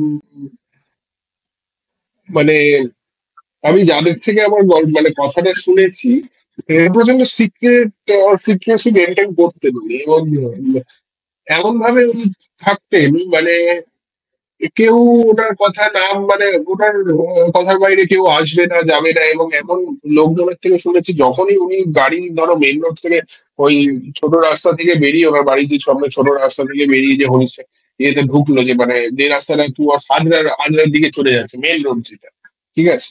সেই রাস্তাটা যখন ঢুকছে বলছে যে একটা গাড়ি তো ছোট রাস্তা থেকে বেরিয়ে যেই রাস্তাটা বড় রাস্তা এলো, কোথা থেকে চারপাশ দিয়ে মানে ওনাকে কনভয় করার জন্য ওরকম 8-10টা আর্মির গাড়ি ছিল। কেউ জানতো না, মানে যারা যে চোখে দেখা তাদের তাদের থেকে আমার শোনা, ঠিক আছে। তো এইরকম এবার, তবে এটা ঠিক যে উনি যখনই যখন এসে মানে তুমি ভেবো না যে রাজ্য সরকার বা কেন্দ্র সরকার কিছু জানে না। সবাই সব জানে, সবাই সব জানে উনি কোথায় আছে কখন আছে। ওনার সাথে প্রচুর বড় বড় মানে মন্ত্রী লেভেলের লোকজনের মিটিং হয়েছে বহুবার। সে আমার বইতে তো ছবি আছে, বহুবার আছে, ঠিক আছে। ইন্দিরা গান্ধী শুরু করে অটল বিহারী বাজপেয়ী, প্রণব মুখার্জি, অনেকের সাথে ওনার মিটিং হচ্ছে। বা RSS এর গোলাধিকারের অনেকে, গোলাধিকারের সাথে নাই বাবার ইয়ে যোগসাযোগ। আমি যাদের কথা শুনেছি তারা সেই বাড়িতে এসে বহু বছর ছিলেন। এবং কারণ মানে দেখো, বিশ্বাস করো তো অনেক রকম আমার কাছে, আমি তো এই যে অনেক কিছু জিনিস দেখেছি, চোখে দেখেছি নেতাজির ব্যবহৃত জিনিস তাদের কাছে। তো না বিশ্বাসের কোনো, অবিশ্বাসের কোনো কারণ নেই সেখানে। ওই যে তোমাকে বললাম যে নেতাজির এই যে আধ্যাত্মিক দেখো, আমরা যেটা জগৎটা। না, আমরা যেটা ধরো দেখতে পাচ্ছি যে 45-এর পর থেকে উনি ধরো নেপাল সীমান্ত দিয়ে ভারতবর্ষে আসছেন, এবং তিনি নৈমিষারণ্য বা ধরো বস্তি, অযোধ্যা এই ধরনের জায়গাগুলোতে উনি ঘুরছেন। এই তথ্যগুলো আমরা পাচ্ছি। কিন্তু তুমি যে বলছো যে 67-এর দিকে উনি কলকাতায় নিজের বাড়িতে এসেছিলেন, সেই তথ্যটা কিন্তু একদমই মানে আমি আমি অন্তত এখনো পর্যন্ত কারোর কাছ থেকে পাইনি, না যেটা না, তোমার কাছ থেকে ব্যাপারটা ব্যাপারটা ব্যাপারটা হচ্ছে তোমাকে বা আমরা যে মানুষ যেটা জানতে পেরেছি সেটা গুমনামি বাবার ইতিহাস, ঠিক আছে। হুম, আমাকে কেন্দ্র করে যে ইতিহাসটা জানানো, এটা তো নেতাজির একমাত্র ইতিহাস নয়। নেতাজি বিভিন্ন সময়ে বিভিন্ন মানে বিভিন্ন স্বাধীন দাবিতে ছিল, দাবি রেখে দিয়েছে, ঠিক আছে। তো পরবর্তীকালে 45 সালে ওনার সঙ্গে একটা দাবি আছে, যার হুম, সাথে গঙ্গাই বাবার ইয়ে পাওয়া যায়, ঠিক আছে। আবার আমি তোমায় দেখাতে পারি ইন্দিরা গান্ধীর সাথে জ্যোতিক দেব বলে একজন 1970 সে দশকের শেষের দিক যায়, তখন ইন্দিরা গান্ধীর সাথে দেখা হচ্ছে। ইন্দিরা গান্ধী কি যে সে একটা সাধুর সাথে এমনি এমনি দেখা করতে চলে যায়, নিশ্চয়ই যাবে না। এবার তার সাথে আবার বাজপেয়ী ছবি আছে, ওই সেম সাধুর সাথে তারা এমনি এমনি দেখা করতে যাবে না, এতগুলো সাধুর মধ্যে একটা সাধুর সাথে এমনি, এরকম অনেক ব্যাপার আছে, বুঝছো তো। তারপরে তো বেনারসি বাবা, এরকম অনেক ওনার ওনার অনেক এরকম দামি আছে। তো তার মানে শৈলবাড়ি আশ্রমের ঘটনাটা 1960 সালের, সেটা তো নিশ্চয়ই জানো। সেটা সারদানন্দ, হুম, হ্যাঁ, সে নেহেরু হুম, নিজের লোক পাঠিয়ে দিয়েছিল সারদানন্দকে দেখার জন্য, ঠিক আছে? তো এই ঘটনা 1960 সালের পর থেকে শুরু হয়েছে। অ্যাকচুয়ালি 1956 সালের পর থেকে ভারতবর্ষে আসাটা সেইভাবে শুরু করে। মানে ভারতবর্ষের মূল ভূখণ্ডে আমি বলছি, ঠিক আছে? মূল ভূখণ্ডে আসা বা ঘোরা, হ্যাঁ, বিভিন্ন জায়গায় ঘোরা। ওই সময়টা 67-68 সালে ওনার এইখানে থাকার খুবই মানে কারণ একটা তো তোমার ছিল যে তখন অস্থির একটা সময় রাজনৈতিক দুই বাংলায় যাচ্ছিল কম বেশি, ঠিক আছে? তো সেই একটা কারণ ছিল। তোমাকে আমি এই সম্পর্কে একটা ঘটনা বলতে পারি। তুমি হঠাৎ জানবে যে ওই সময়টা কিন্তু একটা মানে কিছুদিন তোমার ওই যে বাংলা কংগ্রেস একটা যৌথ এই যে মানে তোমার একটা ইয়ে সরকার আসে, ঠিক আছে? আহ, তোমার কংগ্রেস আর এই এদের তোমার বাংলা কংগ্রেস তৈরি হয় ওই সময়ে। বা ওই যে যে সরকার ছিল কংগ্রেস সরকার পড়ে যায়, পড়ে একটা মানে অ্যালায়েন্স গভর্নমেন্ট, কংগ্রেস আর সিপিএম এর একটা অ্যালায়েন্স গভর্নমেন্ট আছে। এবং সেই যে আসার ওই সময়টুকু মাঝখানে ওটা কিন্তু কিছুদিন কিন্তু আমাদের এখানে রাষ্ট্রপতি শাসন চলছে, ঠিক আছে? মানে রাজ্যপালের হাতে মানে তোমার কোনো মন্ত্রী এখানে গিয়েছিল। তো তখন রাষ্ট্রপতি শাসন কেন চলছিল? তো সেই যে রাজ্যপাল ছিল সেই সময় দেখবে দেখবে খুব সম্ভবত ধর্ম ধর্মবীরা, আমি নামটা এক্সাক্টলি মনে পড়ছে না পুরো নামটা, ধর্মবীরা তখন রাজ্যপাল ছিল কলকাতায় মানে বাংলায়। তো উনি রাতারাতি চলে যান, হ্যাঁ। এবং এই কথাই শোনা যায় যে উনি অতুল্য ঘোষকে, অতুল্য ঘোষের নাম ছিল তখন, অতুল্য ঘোষ তখন সর্বভারতীয় কংগ্রেসে ছিলেন। তো অতুল্য ঘোষকে ডেকে বলছে, দেখো অতুল্য, আমি তো অখণ্ড ভারতের প্রতিশ্রুতি। তো একটা আমি যখন দেশে আছি এবং আমার এই সময়টা একটা প্যারালাল গভর্নমেন্ট চলতে পারে না। তো ওই কথা শুনে হ্যাঁ রাতারাতি সরকার পড়ে যায় এবং রাষ্ট্রপতি শাসন দাঁড়িয়ে যায় ওই সময়। বেশ কিছু মাস ছিল তারপরে। এবং এটা একটা অন্য প্রমাণ যে ওই 67-68 সালের ওই সময়টা থাকার একটা মানে হিংস আমাদের দেয়। এবার দেখো সমস্ত কিছু তো তোমাকে আমি এই এই এমনি নেতাজি ব্যাপার প্রচন্ড হাই একটা টপ টপ সিক্রেট, মানে ওয়ার্ল্ডে এই মুহূর্তে আর টপ এত সিক্রেট বিষয় আর কিছু আছে নাকি আমি জানি না, ঠিক আছে? তো এই সিক্রেসি মেনটেন করে এইবার তোমার অকাট্য প্রমাণ সমস্ত কিছু না পাওয়া যায় না। আমরা যেটা পেতে পারি কিছু ডট পেতে পারি, ডট কানেক্টটা করে ওদের কিছু এত জিনিস বিল্ড আপ করে ওটাকে টেকনিক্যালি বুঝে দেওয়া, ঠিক আছে? যে এই ঘটনাটা ও তার মানে এই ঘটনাটার সাথে এই ঘটনাটা যোগ ছিল বলেই এরকম হতে পারে। এই এই কিছু ব্যাপারগুলো আমাকে করতে হবে। কিন্তু আমি এগুলো করে দেখেছি। আর আমি যা মানে ছাত্র সামনে ওই সময়টাতে মানে আমি এই বিষয়ে নিশ্চিত, এই বিষয়ে আমি যাদের কথা বলছি আমি তাদের নাম আমি এই মুহূর্তে মনে নেই, আমি তোমায় জানিয়ে দেবো। আহ, তাদের মুখার্জি কমিশনের তাদের ইয়ে আছে, মানে মুখার্জি কমিশনের রিপোর্টে তাদের স্বাক্ষর নেওয়া হচ্ছে, ঠিক আছে? যার বাড়িতে ছিলেন মুখার্জি। সুতরাং মুখার্জি কমিশন এটা জানতো, অজানা কিছু না, কারো কাছে অজানা কিছু না। সবাই সবকিছু জানতো। মানে যারা তুমি ভেবো না যে উনি কিন্তু মানে লুকিয়ে লুকিয়ে বা এখনো যদি উনি কোথাও থেকে থাকে বা যতদিন উনি ছিলেন, ঠিক আছে, সবাই সবকিছু জানে। রাজনাথ সিং তো নিজেই 2017 সালে বলেই দিয়েছে যে নেতাজির সমস্ত সত্য আনা সম্ভব নয়, কারণ তাহলে অনেক আন্তর্জাতিক রিলেশনে অনেক কিছু নষ্ট হবে, অনেক কিছু ইয়ে হবে। এটা উনি নিজেই বলেছেন। তো এরপরে আমরা একদম আমাদের এপিসোডে একদম শেষের দিকে চলে যাচ্ছি। তো মানে এখনো অনেক মানুষ আছেন যারা ভগবানজিকে আর নেতাজিকে, মানে তারা যে দুজন একই মানুষ সেটা বিশ্বাস করতে চান না। তো তোমার যে বই, সেই বইতে এমন কিছু কিছু প্রমাণ যেটা তুমি দিয়েছো, তার মধ্যে থেকে যে দু একটা তুমি দর্শকদের জন্য বলো, আহ মানে যেটা একদম আকাট্টু প্রমাণ বা যেটা একদম চোখে আঙুল দিয়ে দেখিয়ে দেবে যে ভগবানজি আর নেতাজি মানে একই এবং অভিন্ন মানুষ। সে প্রবণতা পাওয়া যায়। তো আমি যেটা বারবার বলি এবং বইতে লেখা আছে যে গুমনামি বাবা নেতাজি, কিন্তু নেতাজি গুমনামি বাবা। হ্যাঁ, মানে তুমি যখন মানে বছরের সবসময় গিয়ে যে লোকটাকে গুমনামি বাবা হিসেবে দেখছো সেই যে নেতাজি এর কোনো প্রমাণ। কিন্তু যখন নেতাজি আসছেন তখন ওই গুমনামি বাবা হয়ে বসছেন বা লোকের সাথে দেখা করছেন যে একটা স্পেসিফিক টাইমে।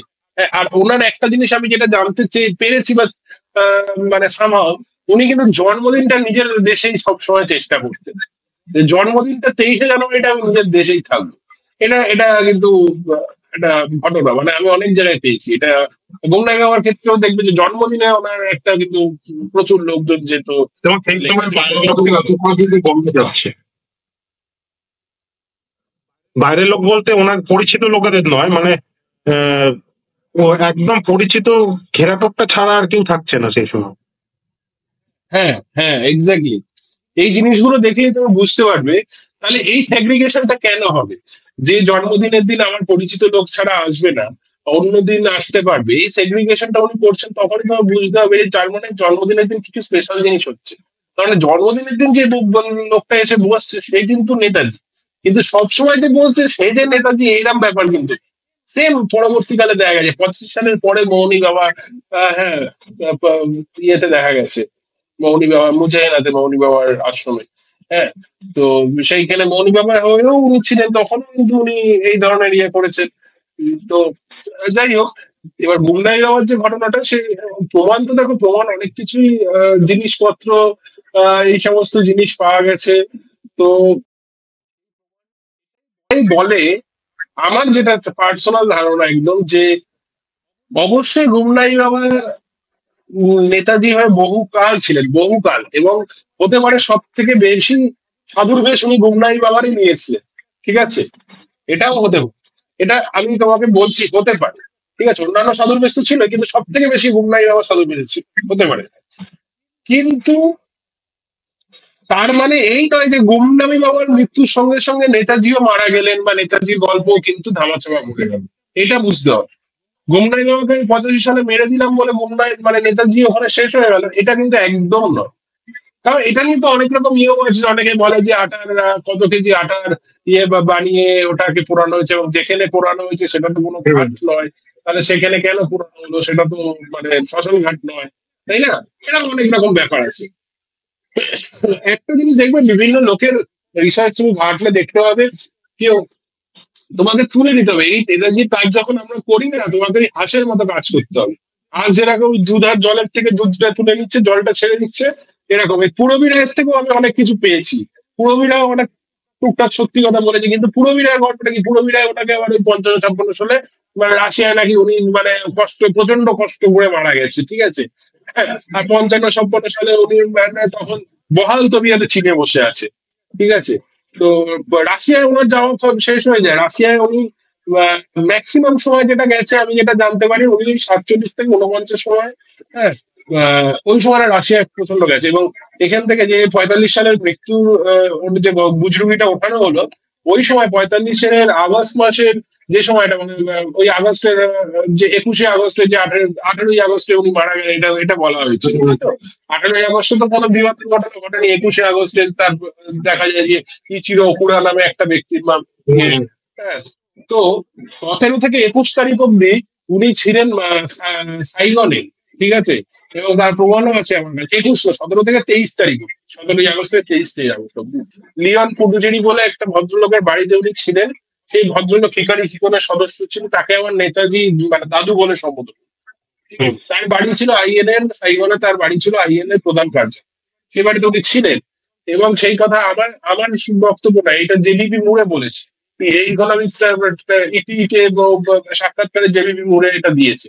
ঠিক আছে, তো তারপরে কি হয়, তারপরে উনি কোনোভাবে, এবার জেবিপি মুরের মতে, জেবিপি মুরে যেটা বলেছে যে কোনোভাবে ওনাকে ওই হিকারি কখন কি করে 7 জনের সদস্যর মধ্যে 3 জনকে গ্রেপ্তার করা হয়, এবং তার মধ্যে লিওন পুডুচেরি ছিল, এবং মনে করা হয় সুভাষ বসুও নাকি ছিল।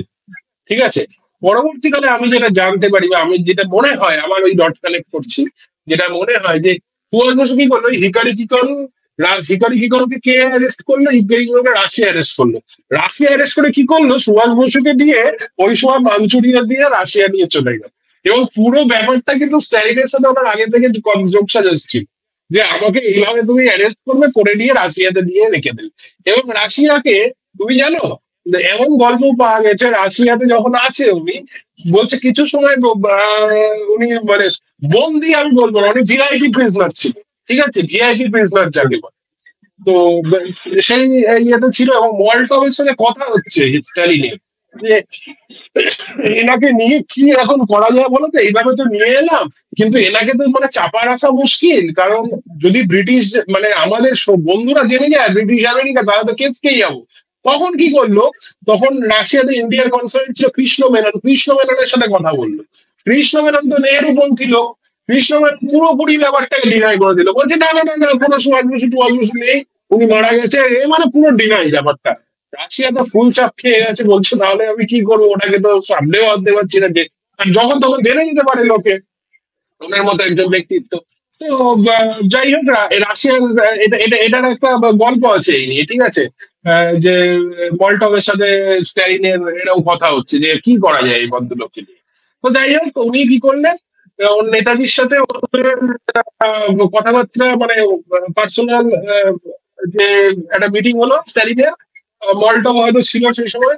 তো বলছে যে কিভাবে যে কিছু কিছু জিনিস, পরবর্তীকালের জিনিস তৈরি করলো, মানে রূপরেখা, যেখানে যার মধ্যে প্রধান রূপরেখাটা ছিল যে জাপানের থেকে কিভাবে চীনকে ওনার স্বাধীনতা দেবে, চীনের যে বিভিন্ন এই চীনের স্বাধীনতা নিয়ে তখন কথা হলো। তখন তারপরে নেতাজি কি করলো, রাশিয়া থেকে আফগান যে বর্ডারটা আছে, ওই আফগান বর্ডারে ঘিলজাই একটা উপজাতি আছে, সেই ঘিলজাই সাধু হয়ে উনি প্রথম এই এশিয়ান লিবারেশন আর্মি, যেটা যে পরবর্তীকালে এই রাশিয়া, এই তোমার চীন, ভিয়েতনাম, দক্ষিণ কোরিয়া, সমস্ত এই বাংলাদেশ সমস্ত যুদ্ধ ইয়ে করেছে, সাপোর্ট দিয়েছে, সেই লিবারেশন আর্মির কাজ, এশিয়ান লিবারেশন আর্মির কাজ ওই সময় থেকে উনি শুরু করলেন। তো দাদা, একটা জিনিস তো মানে সবই শুনলাম, কিন্তু একটা জিনিস এটা তো মানতেই হবে যে আমরা কথায় কথায় আমরা কংগ্রেস গভর্নমেন্টের কথা বলি যে তারা বহুকাল চেষ্টা করেছে, কিন্তু যদিও তাদের সেই চেষ্টা সফল হয়নি। কিন্তু মানে মুখার্জি কমিশনেও আমরা দেখেছি বা পরবর্তী সময়ে আসল যে এই শক্তিটা নেতাজির, মানে পরবর্তী যে শক্তি বা যে প্লেন ক্র্যাশ হয়নি, এখন তো তাইওয়ান গভর্নমেন্টের রিপোর্টও চলে এসেছে, তারপরেও কিন্তু এই মুহূর্তে যে সরকার আছে তাদের মধ্যে আমরা সেরকম হেলদোল দেখতে পাচ্ছি না। তারা হয়তো নেতাজি পন্থী অনেক কাজ করেছে, বা তারা নেতাজির মূর্তি স্থাপন করেছে, বা তারা নেতাজিকে অনেক সম্মান দেখিয়েছে, সমস্ত কিছু ঠিক আছে, কিন্তু আলটিমেট যেটা আমরা চাই যে তার সত্যিটা সেটা সবাই জানুক, সেই ক্ষেত্রে কিন্তু তারাও উদাসীন। মানে এটা নিয়ে কিন্তু আমার মনে হয় না তুমি আমার সঙ্গে মানে একমতই হবে। তো এইটা তোমার কি মনে হচ্ছে, এটা মানে আমরা কি দেখে যেতে পারবো যে তারা মানে সরকারি ভাবে এটাকে তারা স্বীকৃতি দিচ্ছে, অন্তত মুখার্জি কমিশনের রিপোর্টটাকে তারা স্বীকৃতি দিচ্ছে? দেখো, ব্যাপারটা হচ্ছে মুখার্জি কমিশনের সম্পূর্ণ রিপোর্টটাকে স্বীকৃতি দেওয়া না, মুখার্জি কমিশনের সম্পূর্ণ রিপোর্টে অনেক কথা আছে, হ্যাঁ, হুম। অনেক কিছু বলা আছে। তো সেটাকেও সম্পূর্ণভাবে স্বীকৃতি যদি দিতে হয়, তাহলে অনেক কিছুকে স্বীকৃতি দিতে হবে, যেটা ভারতবর্ষের মানে ভারত, যে কোনো রাজনৈতিক দল থাকুক, সে মন্ত্রকের জন্য চাপ। নেতাজি এমন একটা বিষয় যেখানে সব রাজনৈতিক দল সমান, ঠিক আছে। আমাদের সরকারের, রাজ্য সরকারের কাছে কি কোনো ইয়ে নেই, প্রমাণ নেই? রাজ্য সরকারের কাছ থেকে মুখার্জি কমিশনের যখন রিপোর্ট, বিভিন্ন রিপোর্ট চাওয়া হয়েছিল, অনেক কিছু ছেঁড়াফাটা পাওয়া গেছে, অনেক প্রমাণ পাওয়া যায়নি। তা ওরা সমস্ত কিছু দিচ্ছে না কেন? দিতে পারে, তার রাজ্য কোনো, সব দল এরকম এখানে, ঠিক আছে। মানে হ্যাঁ, কংগ্রেস যেটা চেষ্টা করেছে এবং মিটিয়ে দেওয়ার চেষ্টা করেছে, এরা জিনিসটাকে মিটিয়ে না দিলেও, মানে যদি সামনে যতটা পারছে আনছে, এবার যতটা মানে আহ, বিশাল একটা সদ ইচ্ছা আছে, আমি বলবো যে মানে এটা কোনো প্রো নেতাজি দল না আসলে আমার মনে হয় না এই জিনিসটাকে সামনে আনা সম্ভব, ঠিক আছে। হুম। কারণ সবাই নিজের নিজের ইয়ে করবে, ঠিক আছে। নেতাজিকে যদি সম্পূর্ণভাবে স্বীকৃতি দিয়ে দাও, তাহলে তুমি এই এই ভারতবর্ষের এই জিওগ্রাফিক্যাল রিজিয়নটাকে স্বীকৃতি দিতে পারছো না, কারণ উনি অখণ্ড ভারতের প্রধানমন্ত্রী, ঠিক আছে। নেতাজিকে সম্পূর্ণভাবে স্বীকৃতি দিয়ে দিলে এই ভারতবর্ষের যে এই যে ফ্রিডম এট মিডনাইট, এই ফ্রিডম এট মিডনাইট কে পুরো সম্পূর্ণ স্বীকৃতি দেওয়া যায় না, এই সংবিধানকে স্বীকৃতি দেওয়া যায় না, ঠিক আছে। এরকম অনেক রকম ব্যাপার আছে, ঠিক আছে, যার জন্য নেতাজিকে সম্পূর্ণ স্বীকৃতি কোন রাজনৈতিক দল দেবে বলে আমার মনে হয় না। তবে হ্যাঁ, ওই বললাম, যদি কোনো প্রো নেতাজি মানে নেতাজির আদর্শ নিয়ে কোনো দল যদি আসে, সেই বা দলই বিজেপি। একমাত্র পারে, হ্যাঁ, সেই দলই একমাত্র পারে ভবিষ্যতে নেতাজি সম্পূর্ণ সত্য 100% আনতে। এছাড়া আর কোনো দল নিজেদের স্বার্থ রক্ষার সিদ্ধিতে যারা লড়াই চালাচ্ছে, ছোট বড় সবারই সব নিজেদের রাজনৈতিক স্বার্থ চরিতার্থ, ঠিক আছে, সুতরাং তারা আনতে পারবে না, সম্পূর্ণভাবে আনা সম্ভব না। তো দাদা, আমরা আজকের এই প্রোগ্রামটা এখানে শেষ করবো, এবং যাওয়ার আগে বলবো যে মানে তোমার যে বই, সেই বইটা দর্শকদের বলবো আরেকবার দেখাতে, এবং হ্যাঁ দর্শকদেরকে অনুরোধ করবো, আমি অবশ্যই ডিসক্রিপশন বক্সে লিঙ্ক দিয়ে দেবো। তো এই বইটা যারা কালেক্ট করতে চায় বা পড়তে চায়, তারা তাদেরকে কিভাবে তারা মানে পেতে পারে, বা কিভাবে তারা কালেক্ট করবে এই বইটা? হ্যাঁ, বইটা বলে দিই। এই যে বইটা দেখতে পাচ্ছ, এটা হচ্ছে হ্যাঁ, হ্যাঁ। সুভাষচন্দ্র বসু 1945 পরবর্তী। ঠিক আছে, তো বইটায় আমি যেটা চেষ্টা করেছি বিভিন্ন ধরনের মানে ছবি টবি দিয়ে বইটাকে, মানে অনেক ধরনের, এই দেখো পুরো রিপোর্ট তুলে ধরেছি এক একটা পেজে। ঠিক আছে, যে বিভিন্ন, আর আমার বইয়ের মেইন ব্যাপারটা হচ্ছে যে আমি জানো তো মানে বেশি মানে বেশি বিশ্লেষণমূলক লেখা পছন্দ করি না, নিজেও টু দা পয়েন্টে কথা বলা বা উত্তর দেওয়া পছন্দ করি। বইটাও সেভাবে লিখে যাবে, আর সবথেকে বড় কথা সব মানুষের কাছে যাতে পৌঁছাই, সত্যিটা জানে। হ্যাঁ, কারণ একটা বই করলাম, খুব মোটা হলো, তার অনেক দাম হলো, অনেকেই কিনতে পারছেন না, সেইটা আমার মূল উদ্দেশ্য নয়। এই বই করার মূল উদ্দেশ্য হচ্ছে মানুষের কাছে যতটা যতটা সম্ভব, মানে as much as I can, ঠিক আছে, হুম, হুম। পৌঁছে দেবো। এবং খুবই কম দাম, মানে 160 টাকা, মানে গবেষণামূলক বইয়ের 160 টাকা তুমি দেখতে হবে। ঠিক আছে, এবং এটা প্রকাশ করেছে নির্বাণ প্রকাশনী থেকে প্রকাশ হয়েছে। এটা পাওয়া যাচ্ছে কলেজ স্ট্রিটেও, নির্বাণের দপ্তর আছে, ইতিকথা, দেশ, বিদ্যাসাগর, বা তোমার একাডেমি অফ ফাইন আর্টস এর নাট্যপঞ্জিকার ঘরে, এইসব জায়গায় পাওয়া যাচ্ছে। আর এছাড়াও কেউ যদি বাই পোস্টে সংগ্রহ করতে চায়, সে তোমার সাথে বা তোমার চ্যানেলের মাধ্যমে যোগাযোগ করলে আমার সাথে আমি সেটা ইয়ে করে দিতে পারি, হ্যাঁ, পাঠিয়ে দিতে পারি। তবে যেটা মূল উদ্দেশ্য, মানে যেটার জন্য এই বইটা, মানে আমি চাইছি লোকের কাছে পৌঁছে যাক, সেটা হচ্ছে যে 1945 সালের পরে সময়ের ক্রম অনুযায়ী এই প্রথম বই, যেটা সময়ের ক্রমে নেতাজির কার্যকলাপকে তুলে ধরার চেষ্টা করা হয়েছে। এর আগে যেগুলো ছিল বিভিন্ন বইতে অনেক অনেক হয়তো বেশি বেশি বিশ্লেষণ পাবে, কিন্তু তাই সেগুলো সময়ের ক্রমে একটা হ্যাপাজার। সাধারণ যারা গবেষক তাদের জন্য ঠিক আছে, যারা সাধারণ মানুষ নতুন করে জানতে চাইছে বা নতুন জিনিসটা সম্পর্কে পড়তে চাইছে, তাদের কাছে একটু মুশকিল। মানে তুমি কিন্তু বলতে চাইছো যে তুমি বলতে চাইছো যে 1945-এর পর পর পর পর পর নেতাজির যে মানে কর্মকাণ্ড, সেটাকে একদম সরল সাদাসিধে ভাবে তুমি লেখার চেষ্টা করেছো এবং মানুষের কাছে পৌঁছে দেওয়ার চেষ্টা করেছো। একদম একদম, এবং কোন রকম গল্প কথা নয়, শুধু একদম ডকুমেন্টেড ফ্যাক্ট, কোথায় রেফারেন্স, কোন মানে ডিক্লাসিফাই ফাইলের কত নাম্বার, সমস্ত কিছু দেয়া আছে, বা কোথা থেকে পেয়েছি, ছবিও দিয়ে দিয়েছে আমার কাছে। যে নেতাজি যে এই যে বলছি চীনে যুদ্ধে ছিল, মাও সেতুংয়ের হুম। পাশে ফটো, আমার মনে হয় না এর আগে কোনো বইয়ে কেউ দিয়েছে। মাও সেতুংয়ের সঙ্গে নেতাজির ফটো, লং মার্চের সঙ্গে ফার্স্ট লং মার্চে আমি ফটো দিইনি। ঠিক আছে, সব ডকুমেন্টেড, কোনো রকম ইয়ে নেই। আমি হেজাইনি আর কি বইটাই, বাংলা ভাষায় যেটা বলে।